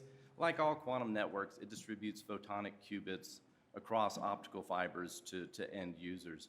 But it is different in a couple of ways. First, it's owned and maintained by the award-winning EPB. Their service is second to none. They are a commercial entity that maintains this system 24/7. It is built exclusively from commercial products. That's a requirement of this network. In order to have a device that's incorporated into the underpinnings of this network, it has to be a commercial product that is supported by a vendor with a warranty and service, technical service behind it. So I want you to keep that in mind as we talk later about what the capabilities of the network are and how we expect it to grow. Its purpose is to be infrastructure. I like to say that it provides 90% of the solution. You bring your 10%, the infrastructure provides the other 90% to make it easier for applications to be deployed. And that is the focus of this network. It's about application discovery. This is a constant criticism of quantum, right? What can you do with it? How can you get it to the end users? And this network will help us to answer those questions and to do application discovery very, very quickly. It is paid for by industry, and it is designed primarily for industry. And I should say right now, that's not exclusive. We encourage national labs, and we know national labs and academia are going to be critical partners in seeing this technology and this network grow. But we have designed it specifically for industry. Issues around IP, securing your equipment and your data, all of those kind of considerations have been taken into account. And we'll talk more about that or answer any questions at the end of this presentation. This did not happen overnight. I have to give a shout out to the Department of Energy, which for 5 or 6 years really sponsored a lot of the basic research that allowed EPB and Qubitekk and Los Alamos and Oak Ridge and lots of other partners to figure out how do you move qubits across a real-world network and maintain the quality of those qubits. So we're building off of that technology today. But the result is we have a software-defined network, reconfigurable quantum network that can be reconfigured for specific quantum applications that cover communications, computing, and sensing. The commercial products that underpin this network, they don't just come from Qubitekk. We have a lot of great vendors and partners in this effort as well, including Dicon Fiber Optic, which makes a quantum-compatible fiber optic switch, low loss, high reliability. We have Quantum Opus. Some of you may already use their superconducting nanowire detectors, very high efficiency single photon detectors that are incorporated into this network. And most recently, Aliro Quantum, which is really writing the software that allows users to translate a design into an implementation and get the desired configuration that they want. The architecture of this network as it sits today consists of a couple of components. We have 3 main elements. There's equipment hubs that contain the equipment that is critical for generating photonic qubits, for routing, distributing these photonic qubits to end users, and then for detecting and measuring the qubits. This is what we sometimes call common use equipment. It's available to everyone on the network to reconfigure for their applications. The second element is the quantum node. This is where, if you come to use the network, this is where you live. It could be space that your company leases in Chattanooga that's connected to this fiber optic network like Qubitekk did about a year ago, or it could be one of the visitor nodes that you'll see on the tour later today. But ultimately, it is a node where you can bring qubits to and inject qubits from. You can synchronize timing, and you can do some limited control over the network when it's in operation. And then finally is the control center. That's the main control center that monitors all of the equipment that's distributed across the network to make sure that it's running as it should. And if a configuration is desired, it's the control center that pushes out that reconfiguration and verifies that it was configured properly. So all 3 of these elements, the equipment hubs, the quantum nodes, and the control center, you can actually see them in a subset of them in one place. It's the place we call the Broad Street space. It's what's on the tour later today. It's shown in green on this diagram. And I just want to point out that if you go on the tour and you see that, you're getting a really good overview of the network, but that's not the whole network. It's just a piece of it. It's an outcropping of the network. There's fiber running around the metropolitan area. There's over a 5-kilometer loop interconnecting the different quantum nodes and equipment hubs. And we actually have a total of 10 quantum nodes that can be supported on this network. So what you see in the tour is a piece, but it's representative of the whole. Okay, so let me just dive a little deeper into each one of those elements. So the equipment hubs is where you're going to find all the specialized quantum equipment. And this is similar to a classical network where you'd have a data room or a equipment hub that contains the classical data equipment. In our equipment hubs, we have commercially available down conversion sources, so you can get entangled photons, biphotons, heralded photons from those sources. They're basically using periodically pulled KTP, so bulk crystal, to do the generation. We have different ways to prepare those photons as they're produced. We also have different ways to measure the photons at these same facilities. So I mentioned superconducting nanowire detectors. Those are included in each equipment hub at multiple channels, as well as the measurement modules that precede them. So if you want to do a state tomography measurement, you have everything you need inside the system. You can configure it and have that done for you. We also have the timing and the electronics needed to pull all of this together. And as I'm sure many of you know, timing synchronization across the network is really challenging for quantum networks. How do you do this without having to timestamp every photon and have a glut of data? We have some really, I think, innovative timing solutions that allow this to occur, so you can get correlations between events that are happening across the city with nanosecond resolution. And then finally, we have coherency control so that we can maintain interference and the quality of the qubits as they are distributed around the network. So those are the kind of the four elements that you find in these equipment hubs. The quantum nodes, again, this is where you're located. If you come to Chattanooga and you want to use this quantum network, the quantum nodes is where your equipment and your efforts would be conducted. Every quantum node that's on the network has a quantum network interface card.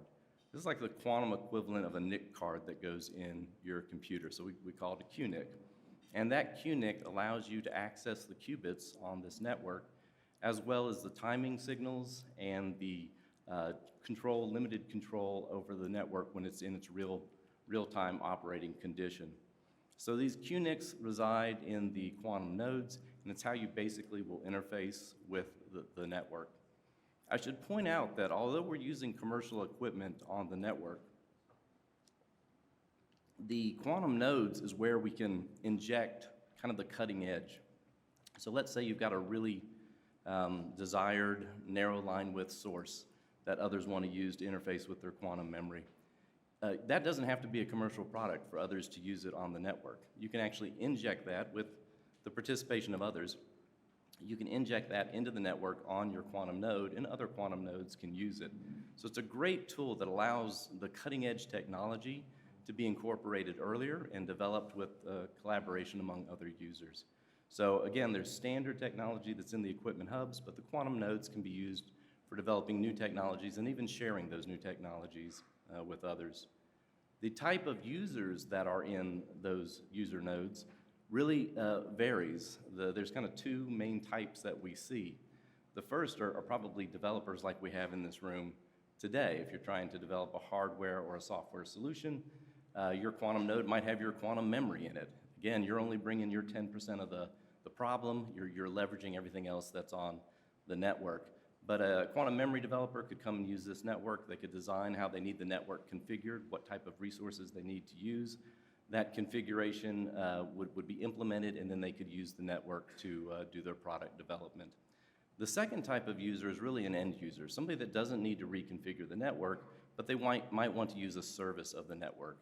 For example, if a user was providing, the network was providing quantum key distribution, a user like a bank or a government agency could potentially pull off cryptographic keys at a certain time of day from that network as an end user. Initially, we really just expect developers to be using this network, but then as the network scales and grows and more services are available, it becomes the infrastructure that allows you to reach these end users, and end users would become a second user to the network. And then finally, the last element is the control center. And this is where EPB staff monitors the devices that are distributed across the city. It's where a developer would submit his configuration to. So if you have a network configuration that you've put together using Aliro's GUI and software, you submit that to the control center electronically, of course, and then that network configuration is implemented at a scheduled time. The control center makes sure that the implementation is implemented properly, and then notifies the user that the network is available for their use. And there's billing and subscription information that gets shared and controlled by the control center as well. Today, the EPB quantum network is fully deployed. It doesn't officially open until July of this year, but it is fully deployed. You'll see it on the tour. It has taken a lot of effort over the past year and a half to get us to this point. We have a map showing kind of, you know, this metro scale 5-kilometer loop about where it's located at. We expect this network to grow over time, so this is just the start of what will hopefully be a larger network. And if I hadn't mentioned it before, 216 individual strands of dedicated optical fiber interconnecting all of these nodes. That's lots and lots of dark fiber, dedicated fiber just for this network. That should handle many, many years of expansion and growth. And if you've ever tried to build a quantum network, it's hard to get 1 or 2 fibers. So we're really lucky to have EPB supporting this and really making this resource available to us. And then the last slide I have here, which I'd like to pause a little bit on, really talks to what the future of this network can be. As I mentioned, only commercial technology is incorporated right now into the system. That's our requirement for a commercial quantum network. And so everything that you see on the bottom of this pyramid is what the network will do or can do when we launch it in July. But those commercial technologies will be leveraged by the early users to build the next row up on that pyramid. We know that many are close on the commercialization of quantum memories. They can come and use this network, leverage the resources that it has to accelerate the development of those commercial sources or commercial quantum memories. Once those quantum memories are commercialized and shown to work with this network architecture, you can probably guess who the very first customer is going to be. It'll be this network. We want to buy that commercial solution, put it in the equipment hubs, make it available for everyone to use so we can build on each other's progress. So there's a couple of different technologies that we see as kind of the next generation that will come from this network. And as you go further up this pyramid, things get better and better. You got boosted Bell state measurements and on-demand photon sources and efficient teleportation, things we've all have been trying to develop over the past years. We can leverage each other's success to get to that point. 2 last comments about this pyramid. As you continue up the pyramid, the very top is hybrid quantum computing. It's the golden chalice, I guess, of what we all want to be able to do. We want to be able to network multiple quantum processors together on a quantum network so we can make more powerful quantum computers. That's not the only application. Even starting at the very base and going up, there's applications all along the way, specifically in sensing and communications. I think many people know you can do quantum secure communications today with just the technology on the bottom level. So we'll see many applications on that journey to being able to create a computer network, quantum computing network. And then the second point I want to make is on the left side of this graph, which shows we want to do all this in 3 to 5 years, which sounds kind of crazy. That's a lot to achieve in 3 to 5 years. But if you look at the roadmaps for many of the quantum computing companies that are out there, the intent is to be able to network multiple quantum processors together in a 5-year time period. So we've got to start now if we're going to meet their needs in that application in that period of time.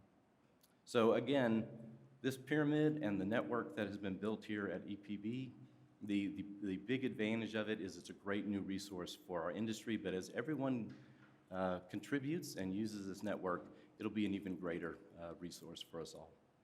So with that, I'll stop, and I appreciate your time. Thank you. Oh.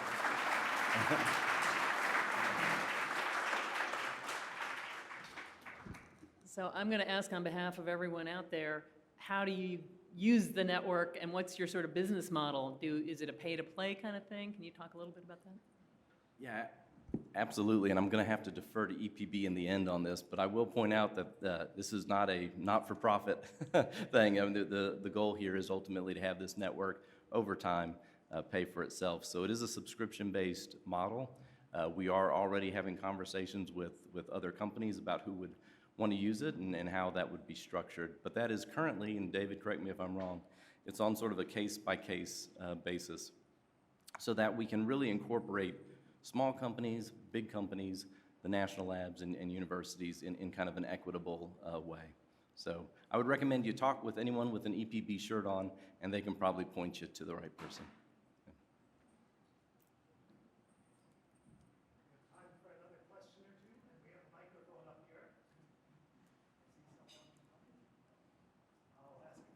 Meanwhile, as you are sitting on this commercial network, where do you see the role for your colleagues, and in particular working through QED-C to fill some of the gaps around emerging technologies and standards and workforce needs? Yeah, so this is definitely a learn by doing kind of system, right? When we all work together, we're forced to answer questions about protocols and standards and things like that. So as we have more industry partners working to interconnect their devices on this network, or even just connect their isolated devices on these networks, we do have to adopt certain standards and certain protocols. At Qubitekk and with our partners, we've tried to lay down initially what that will look like, an early first stab at how those connections occur and what those protocols are. But over time, we know they're going to grow to accommodate the needs of everyone. So we look at QED-C as the main sort of gateway to contacting companies and bringing them in and ultimately working through some of these issues. Maybe even some of the tasks could start to evolve that are around particular networks like these and the standards that are needed to use them. I'll ask the standard question. Can you say something about the sort of general IP model? I think you referenced that there was some baseline approach. Is there a user agreement with standard terms? So again, we want the barrier to use to be very, very low. One of the things we recognize in a testbed environment is sometimes it's at a university or a national lab, and there's questions about IP ownership. If something's discovered on that testbed, who owns it? Is it just the company that did it, or is it, you know, a collective thing? That is not the question here with this commercial network. If you subscribe to the network and you use it, your IP is yours. Any data that you generate will be protected and is only accessible to you. There's policies that EPB has used with their classical networks that we're adopting, and there's repositories like Amazon's S3 bucket repositories that we're trying to pursue so that we ensure the safety of everyone's data and that it's exclusively their own, and there's no concerns about losing IP or losing data due to the network. Okay. One more question? Seeing none, thank you, Duncan and David. All right, thank you, David. Yeah. Our first presentation from Breakout Group A, Challenges and Opportunities to Entering Overseas Markets, is Roan. Roan, please take the stage.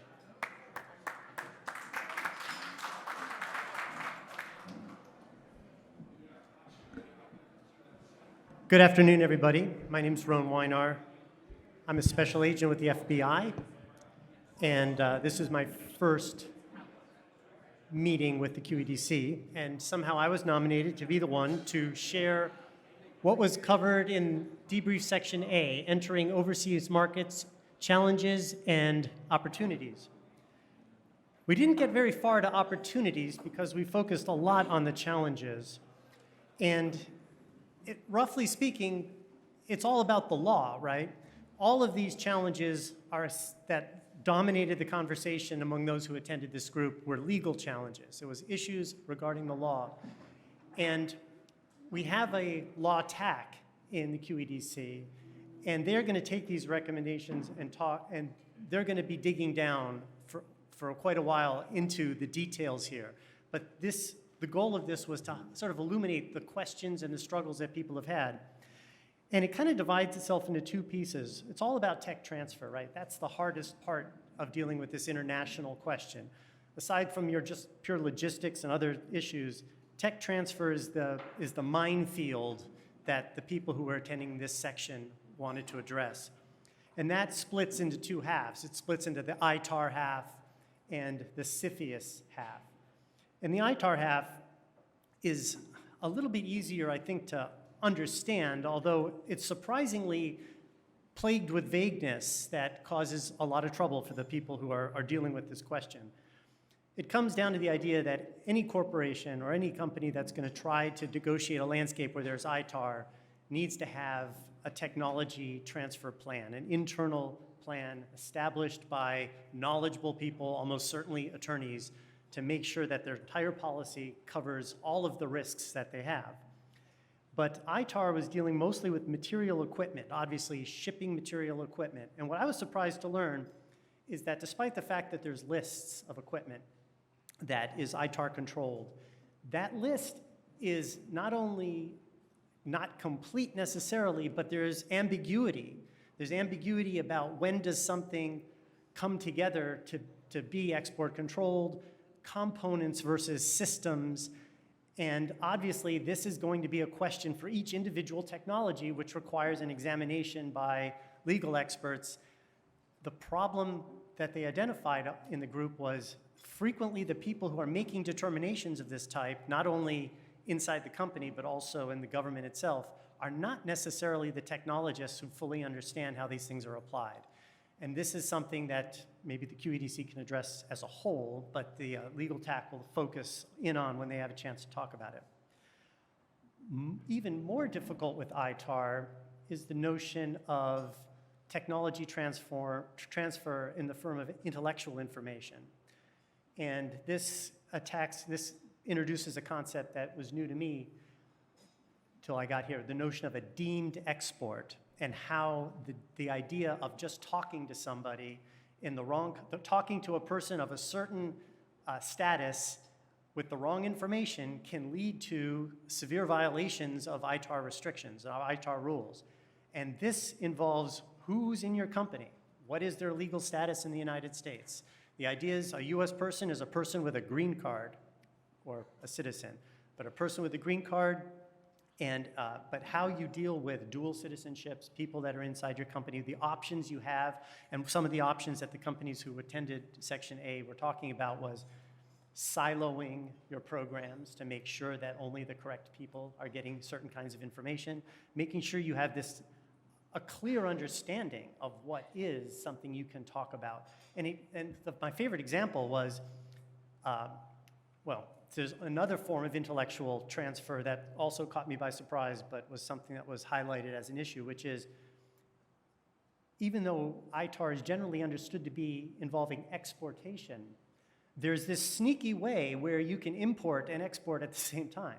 If you are requesting stuff from a foreign entity, and in that request, you are revealing information about material that you are working on that circulates in this ITAR environment, the specifications you offer a foreign entity in order to correctly get the part or the equipment or the service you want, those specifications can also be a violation.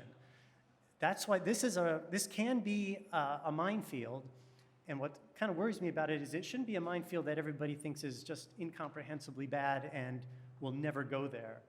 There is a way to yes for all of this, but it definitely involves some good legal counsel, right? Then they talked about CFIUS too. So CFIUS is the other side of dealing with international partners, and that has to do with investment. So this is no longer material. This is now people who are investing inside your company. These laws are even more difficult to understand, but the key to all of these laws, not only CFIUS, but also ITAR, is that they're not fully developed yet.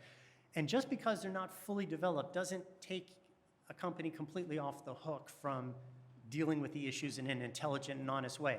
And that was pointed out too, is that enforcement can be strict, meaning if you mess around with CFIUS investments, meaning you take money that you're not supposed to take, the price can be, in principle, extremely high.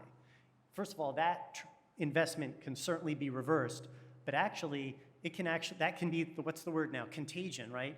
That can be contagious to the rest of the investments taken in that entire round, in principle. Now, in mitigation, the companies noticed, or it was noticed at the table, that enforcement is usually reasonable, right?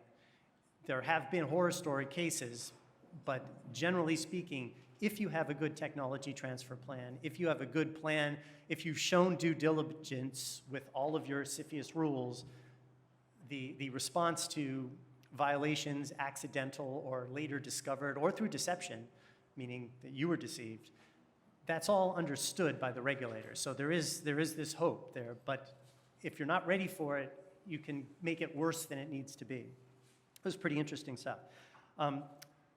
The CFIUS stuff has to do with control of the company, which again, is kind of vague, right? Certainly, if the company is literally controlled by a foreign entity in a way that violates these rules, that's sort of obvious. But minority control is also relevant because minority controllers still have access to management and they have influence over management. And that was noted in the group discussion as relevant to the CFIUS regulatory authorities. So the notion of what access to management is and influence over management, that's necessarily vague as it stands right now. And so again, this is why it has to be articulated very carefully inside the companies on how these things work or how you are going to address them. As long as the rules are vague, it shouldn't be vague inside your organization, even if the overall legal landscape still has vagaries in it. And what's also interesting about that is the CFIUS rules is really on the company. It's not on the investors. So I'll leave it with that, it's the responsibility of the companies to do their due diligence, and it's the responsibilities of the investors to tell the truth. In my group A, was there a topic that I kind of went through as much as I can? I can see my time is up. Is there a part of this that I missed that anybody in the group A would like to get across? Okay, the big takeaway is the legal tack here is going to start taking these things and addressing them in future QED sessions. So. Thank you, Rowan, for a compelling debrief, and I suspect I'll see you on those law tack calls. John, can we comment first? We can, yes. I just want to comment that... Use the mic, please.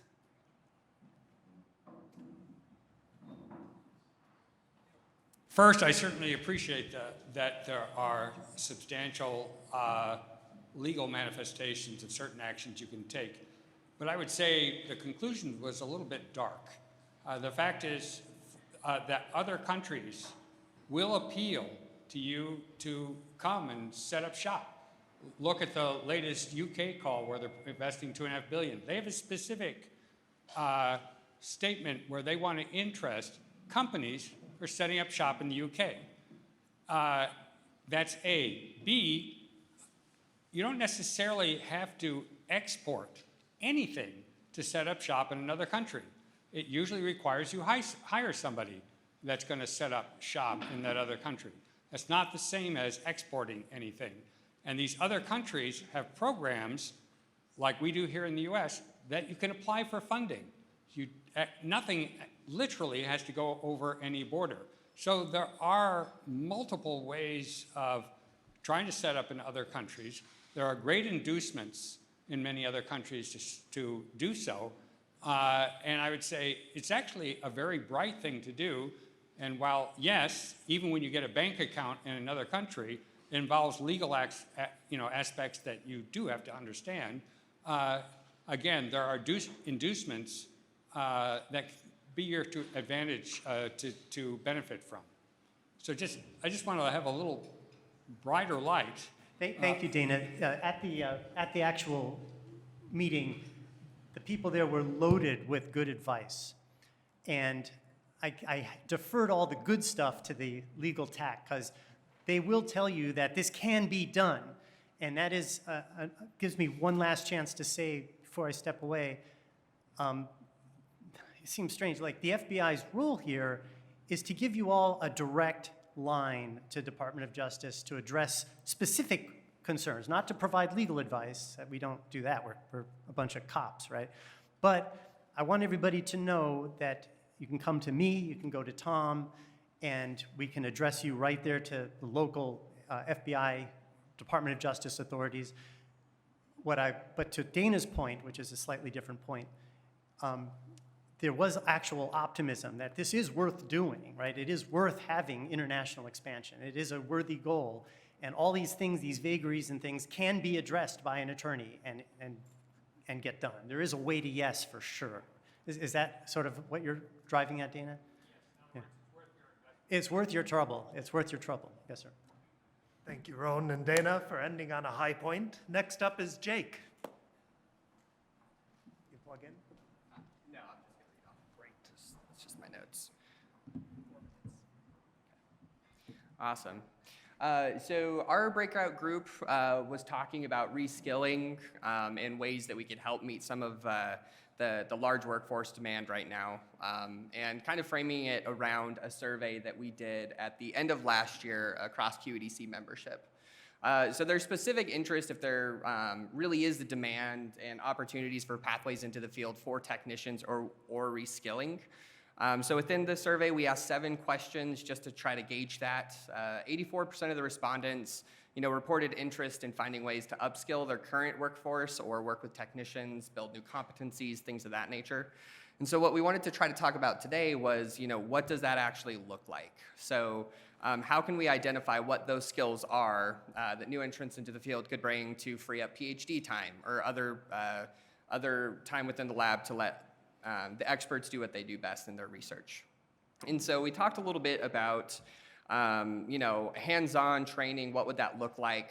There are opportunities in fields like photonics with lasers, alignment, that kind of thing, or wire bonding, building PCBs, things that we could train folks to come in and do to help meet that burgeoning need.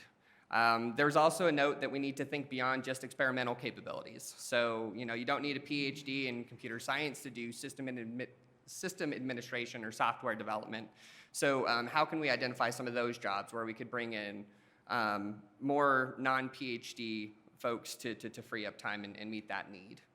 And then we also talked a little bit about how we need to go beyond quantum, so how can we build up business skills or address things like project management or communication, finding ways to effectively engage with the broader community.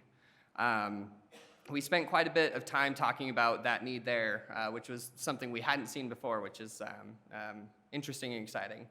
And then we talked a little bit about how we can just build general quantum literacy and lab or fab literacy. So if we do bring in technicians, how can we make sure they understand the jargon and can effectively communicate with the team members around them?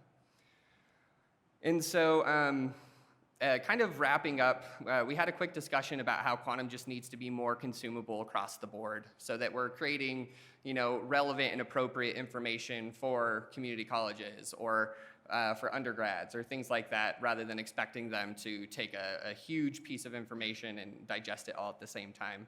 So finding ways to introduce quantum in more doable chunks.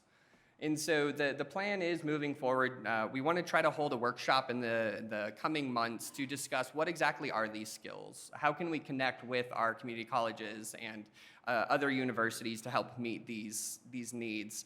And we want to make sure that there are actual pathways into the field for those students if we are doing the training for them. So I'll keep it at my 4 minutes and go from there.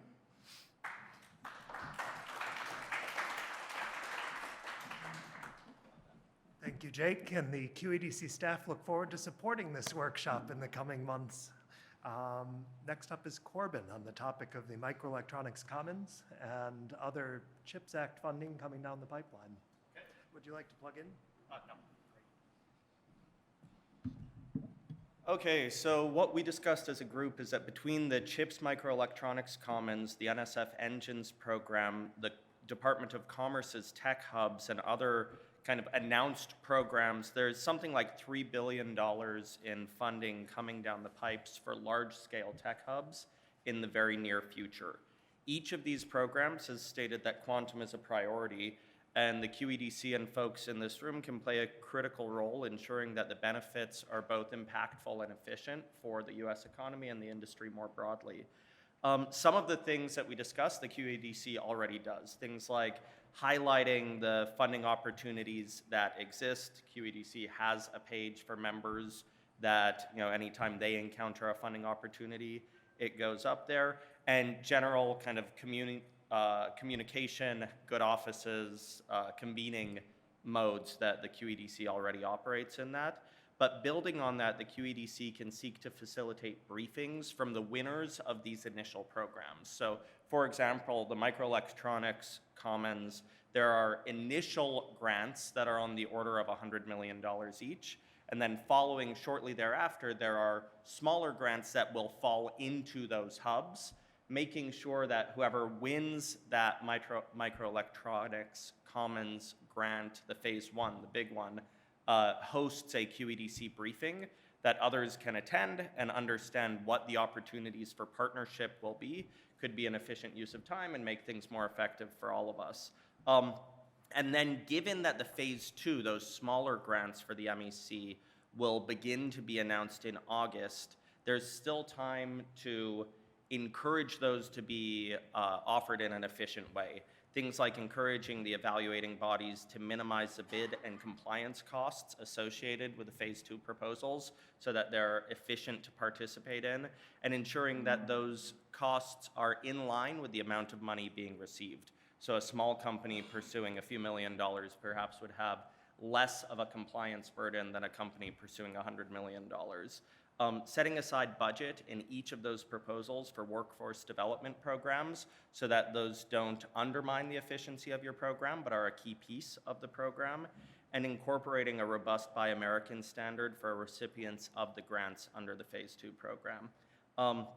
Beyond encouraging the evaluating bodies to look at phase 2 grants in a different way, we also feel like the QED-C can facilitate teaming between companies and hubs and awards across company sizes, so from large companies to small companies, and potentially arrange a streamlined set of contracts, NDAs, or speed dating things for QED-C members. Finally, push for awards at the major hubs to be aware of the other types of awards so that we don't end up with every award from the Department of Commerce, the NSF, the Department of Defense, and others going to a narrow set of technologies, but instead we're diversifying the bets placed by the US government. And so that's kind of where we landed. Anything else that folks in the room felt I missed? Okay.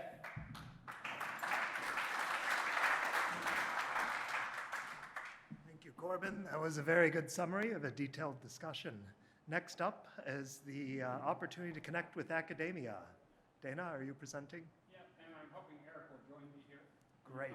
Yeah, I can come out. Great. The task we were sort of assigned by Celia was in response to an NSF proposal, for example, in academics. There is a box that you have to fill out about broader impacts, and on average, I would say that's boilerplate material applied by an academic to address that issue. The question is, can the QED-C help lift the burden from the faculty and, in fact, effectuate in a very important way that outreach either to industry or student body? So I'm going to look at Eric as I go through some of the things that were discussed. So first of all, for universities where the outreach has to do with working with industry, for industry that is members of the QED-C, state that they're interested in doing research, the field in which they're interested in doing research, and maybe the region, to enable faculty who are writing these proposals to be able to say, oh, I see, Keysight, for example, is in the neighborhood. They're very interested in single photon detection. That's what I'm doing research on. And they already know that Keysight is interested and available for doing that. Two, ready-made components of a curriculum, teaching material that is designed for outreach, for example, addressing high school students. And if QED-C companies got together and said, we're able to or would like to promote this aspect of quantum training as that outreach, and again, for that to be part of a buffet made available to academics writing these proposals, then to have on our website the fact that we're interested in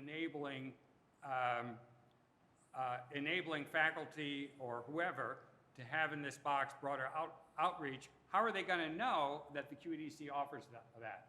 And therefore, to have the website, maybe social media saying, dear young faculty member, are you writing a proposal? Do you have to write broader impact? Here are some things we can help you with.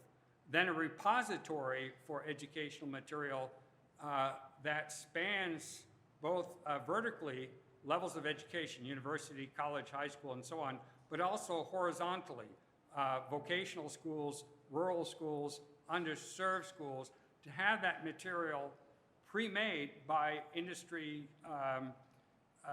members that want to contribute there. Don't we all like to have our name familiar to School X, for example, Inflection, Keysight, Qubitekk, our name associated with our education materials so that people know who we are. Finally, supporting local competitions in quantum and having that the competitions run by and enabled by local industry was another aspect of outreach that has been effective in other areas. And there was some discussion of providing travel to not university students, but other classes of students to come to QED-C meetings to present their quantum relevant work. What did I miss? Nothing. You hit all the high points. All right. From the rest of our group? Okay. Welcome comments. That's it. Thank you. Thank you, and thank you for the actionable recommendations. Staff will work with the Workforce Committee on making these a reality. Next up is a rapporteur from the Quantum Ethics and Society Group. Ryan, do you want to plug in? Hi, everyone. So as you can imagine, the Quantum Ethics in Society was a wide-ranging discussion. This stemmed from the fact that the World Economic Forum and several other folks have come out with reports about quantum and ethics recently that had a lot of, fairness, transparency, equitable access, things that were not particularly actionable, nor did they have a whole lot of industry technical components to them. So QED-C is trying to figure out how we can be a part of those conversations. It's obviously not an easy area. It's a pretty ephemeral context and topic, but we basically came up with trying to facilitate a sustainable and healthy quantum ecosystem with a measured regulatory framework for quantum to minimize risk related to safety, competition, distributional fairness, while suppressing the development or viability of a technology without suppressing the viability of the technology. So how do we do this? A lot of these are not, purely ethical questions or conversations, but making sure that we're building quantum IQ to the point that Jake just made, and that conversations with regulators and lawyers have a real use case backed discussion. So we take real use cases that have been identified by folks in this room, discuss the pros and the cons. We don't run away from the risk, but we also talk about the material benefits, which in the legal and policy context often get lost. And from there, we talk about a risk framework and help build smart policies going forward. So a lot of that, it's not purely ethical. It's a policy conversation that has an ethical component, but a lot of these policy conversations are dwarfed by the ethical concerns, particularly around cryptography, but also concern monopolization, equitable access, and a lot of the similar AI concepts regarding fairness, transparency, the black box, et cetera. So by building that quantum IQ, another place we thought we could be of use is whether this is a report where we could partner with the World Economic Forum, connect to DMV, some of the policy and legal folks who are writing on this issue to add more of a technical expertise, to talk more about use cases specifically, but to also make sure that commercial viability and ensuring a successful US and global quantum ecosystem from a commercial standpoint is not lost. A lot of these regulatory issues are, especially around export control, revolve around ethics. Somebody who wants to put a 200 qubit writ large regulation on quantum. Obviously, that's not good for anyone, and we won't even get to the use cases that they're worried about in the first place. So explaining that, putting that in that kind of a report, and QED-C serving as a place for academia, industry, and government to meet and discuss these issues would be a great partnership. And also, I think this is a great place where we could work with the use case TAC to really go through in a meaningful way that quantum is not just a boogeyman. Quantum will bring huge positive impacts to society, as we all know. Material science, pharmaceuticals, the list goes on, and making sure that that is not lost in some of these conversations around ethics, policy, and society. Anything else to add from the group? No? Great, thanks. Thank you, Ryan, and thank you for laying out those next steps that the TAC may be taking. Next up, you've heard of TRLs, but have you heard of SRLs? You'll now hear from Celia. Thank you, Jonathan. And thanks to the group F who got together and talked about standardization readiness levels. This is a subject that actually, if she were here, Barbara Goldstein would have led. She's been doing a lot of thinking in this area, and it's time to sort of kick the tires and maybe get it out to the community. We need standards for standards, in a sense. So we talked a little bit, and I asked the group, do you rely on standards? Have you participated in standards development? Are you engaged in quantum standards development? I think the number of hands that went up kept getting kind of fewer as we asked those questions. And then what are the signals and signs that it's time to standardize? And this is tricky because I think there's a general understanding that standardization does have a timeliness to it, but that process also takes sometimes many years. And so you're sort of anticipating the future when you start setting standards and undertaking that effort. It's a time-consuming process, it's labor-intensive, resource-intensive, therefore, and yet this community is not a vertically integrated set of companies. And so small companies who own a piece of the whole ecosystem are stressed when it comes to getting involved in standard setting. But there was a recognition among the people participating in the importance and the needs for standards. And really it came down to, I would say, interoperability, not surprisingly. If your system needs to be communicating with another system, whether it's sensor to sensor, computer to computer, communicating across distances with different components, physical interoperability, communication protocols, these are all things that ultimately have to be standardized. It was pointed out that today, because we do have different technologies being developed, they are using different energy scales, essentially. They're operating in different regimes, and so interconnectivity requires some kind of transduction if you want to connect an atom-based system to a superconducting qubit-based system.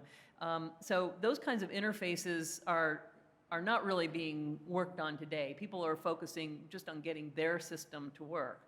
There was agreement that perhaps the first kind of connectivity would be from a qubit-based system to a classical system. Classical compute is going to be integrated into essentially quantum computing systems, and so each of them are going to have to figure out how to interconnect to a classical technology. Programming languages are unique still among the different platforms, so no commonality there yet, sort of shaking out. And there was a sort of point made that optical photons are sort of the common language, if you will, among systems. So everything may end up going to sort of a photonic frequency or communication channel to get to other systems. Someone made the point, and I thought this was a really interesting one, that an industry roadmap can help be the basis for standards being set. And SRI and QED-C members are participating in doing the first quantum technology roadmap, quantum industry roadmap. And it will be a sort of rudimentary one, I'm sure. We had not very much time and money to do it, but it might over time become the basis for understanding as a community what standards we all see as being needed. There's a tension naturally between the developers of something who want to own it and the benefit of standardizing. So we're still in the sort of we all own our own piece stage. We had a small discussion about standards of skills in the workforce side and the recognition that the people who are doing education and curriculum development would like to know what should they be including, and those kinds of conversations are starting to happen, but even there was the recognition that there's a range of different, from sort of technician level all the way up to PhD, and needs are evolving rapidly, so standards, it may be too early for standards in that area. And then we just briefly touched upon security standards, and everybody sort of said those are really hard. It's very difficult to measure security, and so standardizing security is challenging. So we just finished the conversation with a brief explanation of a project going on in the standards TAC to essentially convert all of this information about what's going on, because despite the fact that everything I seem to have just said is it's very early days and standards maybe are premature, there's a lot of standards activity happening for various reasons. And so how do we sort of reconcile that and help prioritize what's going on in the standard space in an informed way. Once again, our community collectively is as knowledgeable as any about what should be happening and what priorities should be set. And so the standards TAC is working on a visualization tool to try to take all of the information that we have from sort of top to bottom in terms of the stack and across different platforms to make sense of all the activities that are going on and inform both the standards developer communities as well as the people who might want to or think, I should be paying attention here and getting involved, give them the information to do that. And that's something that once it's sort of fully developed will be tested among the community. You all are guinea pigs as QED-C members. And once it's robust, we would want to put it out for the broader world to benefit from as well. So did I miss anything, Group F? Thank you. Here's a comment from Carol. So this is one of the areas I've been working on in quantum for the past couple of years since I entered the ecosystem, and I'm probably personally involved in 8, 9, maybe even 10 standards projects having to do with quantum. So I'm actually in the room or the Zoom session. And one of the things I learned quickly was that standard setting is about relationships. Standard setting is not a technical topic, it's a relationship question. It's having a relationship, arguing over what the definition of a quantum computer is. And so my point is that if you want to be talking about standards 5 years from now, you need to be in the conversation now to develop those relationships, whether they're fellow Americans or fellow national people or the Chinese on the other side of the world. You have to, I've learned you gotta, it's a relationship business. It's not a technical problem like we might have been exposed to in W3, in the internet standardization. The second thing, and in fact I mentioned it today in the one of the breakouts, probably most Americans don't know this, but in China, when an academic goes for funding for a academic project, they need to have a statement in that funding request identifying how their project, how they will work on standardization of the technology that that project is associated with. Here in the United States, we have, you need the broader impact statement, which is the D group. But in China, that broader impact statement doesn't exist. It's how you're going to advance China's position in standardization and technologies. So this is a really important thing geopolitically, and they're beating us to the punch. If you pay attention to the ISO standards in quantum, the Chinese are coming up with project after project after project. Partly they get paid for it too, which is another story. But anyway, the main thing is standardization is a relationship thing. It's not something you just go start next week.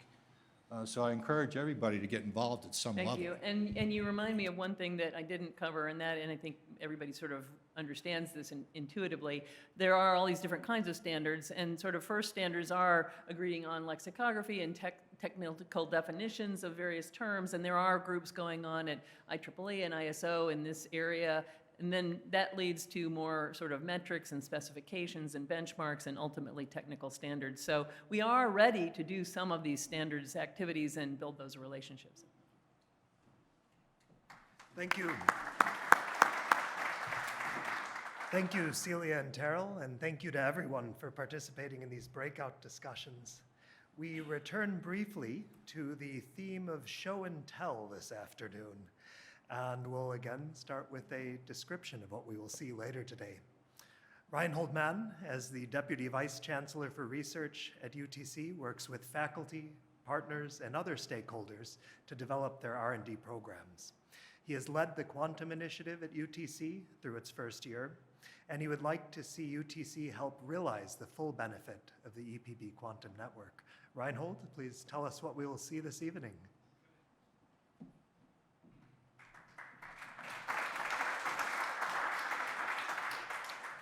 Thank you very much. I just want to quickly draw your attention to 5 posters you're going to be able to view and discuss with the authors at the reception. There's one poster by Tian Li, who recently joined us from Texas A&M. His poster is on quantum sensing, both the program that he's already has underway and also what he's planning to do with having access to the EPB network. Because right now the plan calls for, and we're starting procurement for the equipment for a quantum node on the network on campus and a user lab that goes with it. So I'll talk a little bit more about that in a minute, but the second technical poster is by a graduate student in our PhD program for computational science who works with the head of the math department, Chris Cox. His name, well, the student's name is James Cummings, and he's working with Chris Cox, the head of our math department. He's an applied mathematician, and they're looking at spiral waves, which are also referred to, they're models for cardiac rotors, which play a role in atrial fibrillation. So this is a collaboration with a cardiac electrophysiologist in Greenville, an MD, that Chris Cox has been engaged in for a while, and they're spawning off a series of projects. And I think that's an interesting poster. The other three posters are mainly describing what we're doing under the umbrella of our institutional initiative in quantum science and technology, which was triggered really by the deployment of the EPB network and the fact that we'll have a quantum node on the network. And so the basic question is, what does that mean for UTC? And you know, you peel back that onion, it steers you towards staffing, you know, develop an educational program, participating in the ecosystem in Chattanooga that has will have a strong workforce development component, as you heard about this morning. And also, you know, planning early experiments that we can do with the network. And we need partners to engage there, and we've started doing that through Tian and others. So that would be one poster. The other poster is really more focused on the workforce development piece, which is describing what John Fries, who heads our Center for Professional Education, is planning in the quantum space, and how he approaches workforce development in consort with the Chattanooga State and other community colleges in the area, and the high school system, and the school system, I should say, in Hamilton County and the surrounding Chattanooga metropolitan area. And one of the posters talks about something very specific, which is a certificate, or actually two certificates, one which would be appropriate for people who are already in the workforce that want to be upskilled in quantum technology. That's in strong collaboration with the community colleges. And the other one is for undergraduates in STEM disciplines that enter the university. And that thrust is going to evolve, hopefully very, very shortly, into an actual degree program, maybe a minor in quantum science and technology for folks in the engineering disciplines, in math, and physics, and chemistry, and so on. And then would also evolve into a bona fide bachelor's program. And we have, I mentioned the PhD program in computational science, which is also a center of excellence funded by the Tennessee Higher Education Commission. And that program has several concentrations, for example, in engineering, in computer science, in biology, and it's totally, you know, conceivable that there be a quantum concentration there as well. So lots to be done. It's an exciting time, like the mayor said this morning. I can only echo that. And there are also applications that we've been talking about, which is easy to talk about conceptually, you know, quantum algorithms for optimization in the smart city context, but we don't have enough substance on that to have a poster. But we're keenly interested in those applications, and also developing an expanding footprint in quantum programming, quantum computing. So that's the roadmap for at least the next 5 to 10 years. But anyway, I hope to see you all at the posters and at the reception. This is not going to take a lot of your time, but I think the people who are there manning the posters will appreciate the ability and the opportunity to interact with you. Thank you very much.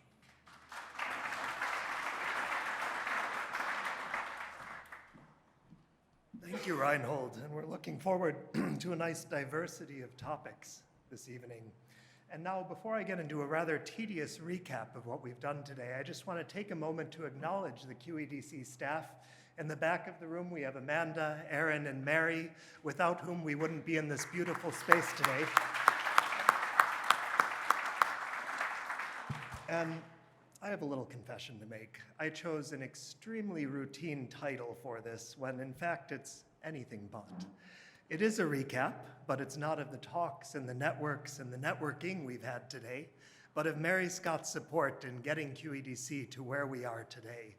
For those of you who don't know Mary, first, take out your phone, look at your inbox, she's there. And then look around the room at the community that she's been such an integral part of forming. So when I joined QED-C a little over a year ago, Mary and Celia managed everything about the consortium, and they made it all look very easy.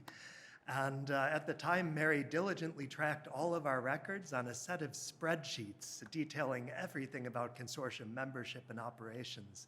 She corresponded with all of our members and applicants as we doubled in size twice, and she helped to plan and run the QED-C meetings, including our meeting here today. But behind the scenes, Mary knows everything about SRI and its operations and principally how to get things done.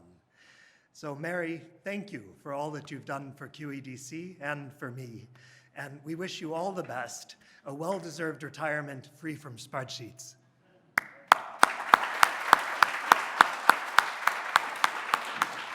Celia?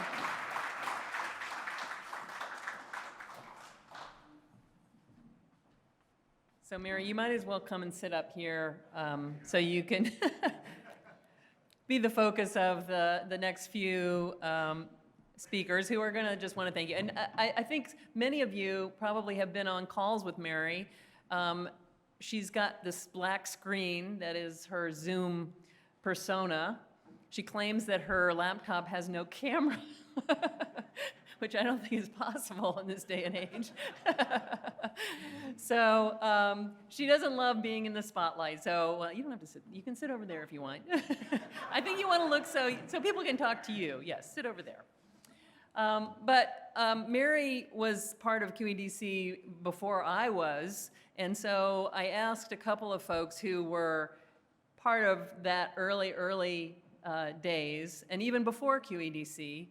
We're going to give you the sort of SRI version of this next week. You know that. So this is just a prelim for that set of thank yous. But we'll focus on QED-C. And so 3 of the people who were there at the creation wanted to just say a few words and thank you themselves. So first, we'll hear from Joe Brose, who I think needs no introduction. Joe was the original executive director of QED-C, and this sometimes happens in the consortium world. He now works for one of the members. So, Joe. Thank you. Well, it's just great seeing everybody here and all the familiar faces and catching up. You all are just doing a marvelous job. Celia, you, John, the team, and Mary. I wanted to write out a few things because I just didn't want to miss anything here. But I wanted to start off and just describe how the QED-C came into being in those early years. And when I started to write it down, it started to sound a little bit biblical. And it starts, in the beginning, there was Joseph and Mary. And then about 9 months later, along came Celia. And of course, that was in a December. And then we were visited by 3 wise men bearing gifts: Carl Williams from NIST, Jake Taylor from OSTP, and Mike Haydock from AFRL. And they provided very important initial funding for the QED-C. And while there were no stone tablets, there was an NQI Act signed into law in 2018. The three kingdoms of NIST and DOE and NSF then benevolently ruled, and with exactly 12 members. So we had 12 members at our first meeting, and we even had a Judas. This was a fellow who attended our very first meeting and turned around and decided to try to sell to us our own domain name for $10,000. He disappeared fast because Mary got on him, and it's the only time I really saw Mary truly angry. But there was a prehistory of several years. Mary and I worked together at SRI prior to the QED-C. We worked with her husband, Dave, who's here. Dave, you're somewhere here. Oh, there he is. And we were really part of a proposal machine. We were cranking out proposals at the rate of 2 or 3 a week. These were multi-million-dollar proposals, and Mary kept us organized. She was the steady hand. She would edit, write, rewrite, improve, do the graphics, type, do the storyboards, print, bind, copy, and submit all of these proposals. And more than once, there was a last-minute glitch that catastrophe was looming. We were 1 minute away from submission, and somehow Mary would pull it out. And that happened very many times and saved the day. So she was really, truly what we all know as the proposal boss in just literally dozens and dozens of important proposals that went to the federal government from SRI in those years. Starting the QED-C was no exception. Mary's steady hand, once again, was key to our success. So I reached out to some of those individuals who were part of that early era. And Mary, let's see if as we go along here, you know who this is. So Mary, I'm sorry I can't be there in person today to say thank you and wish you well. I first met Mary almost 40 years ago and had the great privilege of working with her during most of this time. Right from the start, she had a welcoming, helpful attitude and approach, always available to guide and help me. She completed briefings, reports, arranged the office, coordinating all the meetings. She was always there. She's a consummate partner and team player, always offering and willing to help. No task was too much, and she spent many long days and nights. We started our collaborations over on Kent Street. And well, just to say, Bill Moore, Ed, Raoul, Jerry C., all became great friends and great memories. Mary is not all work and no play. She and Dave decided to invent something called Bacon Week. And from there, I still, to this day, get invites and updates on Bacon Week.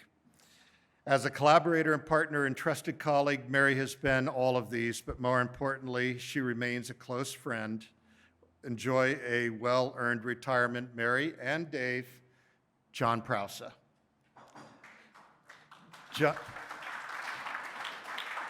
John was our president of the engineering group at SRI. So Scott Seaton also wanted me to send a few words, and Mary always made it easy to come to DC. She was my first stop when I came to town. She had the scoop on the best places to go, who to see, where to go, what to eat, and always had the information about the Pentagon and what was really going on at headquarters at SRI. She even occasionally served as the local Washington, D.C. publishing shop, delivering emergency proposals for us. Everyone was apologetic. They were genuinely appreciative and a little bit afraid of Mary. But Mary would make it happen. She's the queen of get it done right, and I'm always thankful to have her on our team. So I would like to just say, Mary, that I've heard it said that appreciation is the memory of the heart.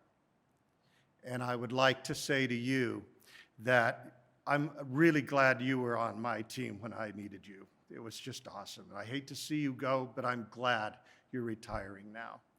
And your personal courage through adversity has always been an inspiration. So thank you, fair winds and following seas. Dana?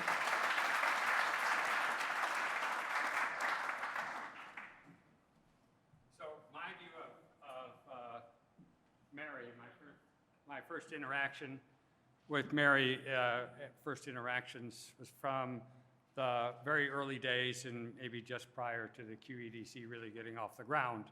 And the only way I can really describe it, I was trying to think of a metaphor, depending on who you are, where you are, whether you drive that car that runs perfectly, fly an airplane, open up that laser because it works so well, you want to know what's under the hood, and you say, oh, wow, that's really an amazing piece of equipment you've got under the hood there. And that was Mary, who made everything drive so smoothly that you kind of even didn't realize there was an engine there. And you can't ask for anything more than that, something that runs so perfectly. You tolerated my absent-mindedness enormously, sending me several times the same email, not reminding me it was the same email. Things like Google share files, all this stuff that can easily become a disaster. You know, these days, anytime you get on Zoom, anytime you get on Teams, the first 15, 20 minutes, you're just trying to figure out how to see the people on the other end of the screen. Things like that, essentially, from an operational standpoint, in getting QED-C off the ground, they virtually never happen. Not the Zoom part. I just mean in terms of all the numerous things that go wrong when you're starting from scratch. And please remember, a lot of the QED-C time happened during COVID. And COVID was incredibly pain in the neck for all of us. It was through Mary that you kind of didn't notice, at least not above the other things that were happening in COVID. Everything ran smoothly with the QED-C. I've only gotten to know Mary personally a little bit. You truly are a wonderful engine, as they say, so wonderful. I think it's a lot of us owe you a great more than we realize. And so I want to thank you that. I'm actually looking forward to getting to know you better in your fun days ahead. Okay, Mary, thank you. And Dave, it was great to meet you. I don't know where you're hiding at the moment.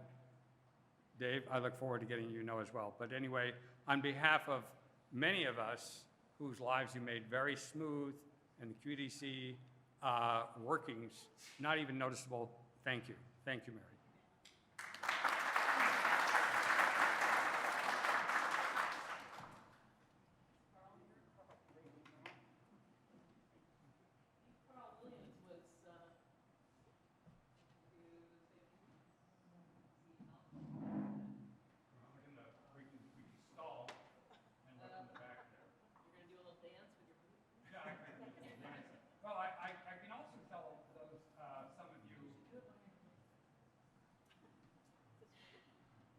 Behind the microphone. I'd also like to just say, for those of you who don't know, a bit of the prehistory of QED-C, even before the NQI.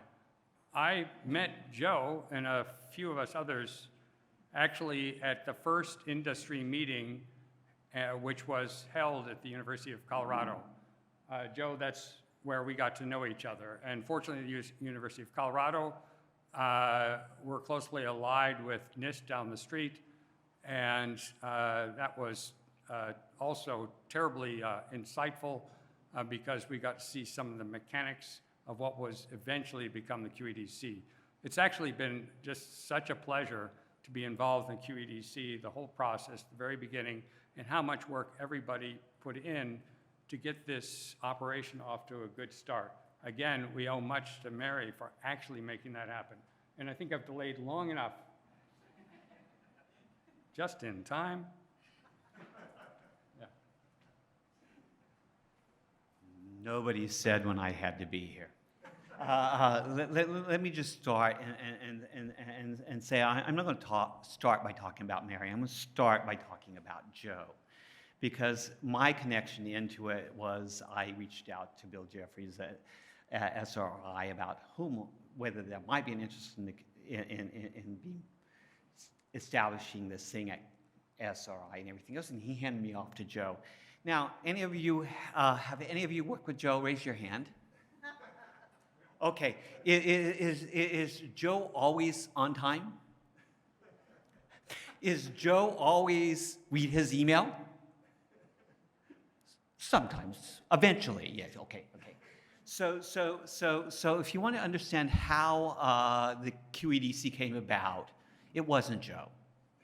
Because Mary was the person keeping Joe on track, okay? And so this isn't about Mary, it's about Joe. Joe needed Mary. Joe went off someplace else. Mary was relieved. Life became easier. It was almost pre-retirement. Because I understand Celia was not as difficult. Oh, well, there's some hesitation there. So maybe this is. In all honesty, from day one, making everything happen took not only Joe, but it took the administrative people behind him. And Mary was always there. And sometimes when I needed something, I just reached out to Mary. And voila, it was done. It was like she almost worked for me, which was a very positive thing. So you can now. So we all owe Mary a lot. It has been a pleasure. She was always a smile. There was never a hesitation. I never did see her going back and say, Joe, should I really do this for Carl or not? I am sure she was in on certain conspiracies and other things, which I'm still flinching from, but always a help. So thank you, Mary. We really appreciate it, and we hope you have a great retirement.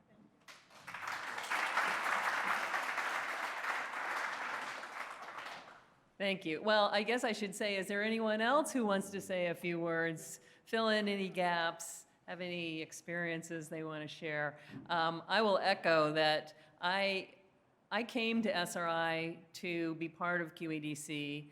I, too, was first in contact with Bill Jeffrey. I saw a little press release out of NIST in September of 2018 that said that NIST had reached out and engaged SRI International to run this new thing called the Quantum Economic Development Consortium. I happened to know Bill Jeffrey, he happened to be the CEO, and I wrote him a note, and he did read his email and reply. And I said, I'm following this with interest. I remember it so well. I thought, he's a busy guy, I'm gonna keep this simple. I'm following this with interest. And he wrote back instantly, how interested are you? And he said, you need to talk to Joe Bros in Washington, D.C. And Mary arranged it, I'm sure, for me to come. I remember meeting in your office. And by the end of the meeting, I felt so excited about this opportunity, and I was really, really pleased that it worked out.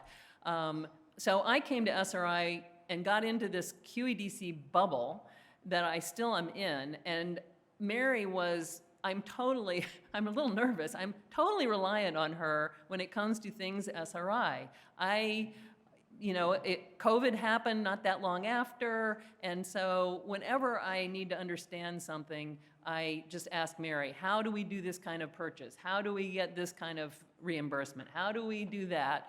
And she just makes it so easy. So I'm gonna certainly miss Mary, but I already am sort of pitching her with ideas of things she might do because, frankly, she's been in the QED-C bubble, and I think she likes it. And so we might see her at future meetings or being involved in some way with some of the work we do because it's so broad, and your skills would be really appreciated. So whether you go to work with Carl or someone else or just volunteer, we'll always be happy to have you as part of QED-C. So As is the QED-C tradition, a small gift bag with really just a token of our appreciation. And we certainly hope that we will continue to see you, but wish you all the best in your long and happy retirement. So here you go. Yep, you wanna say it?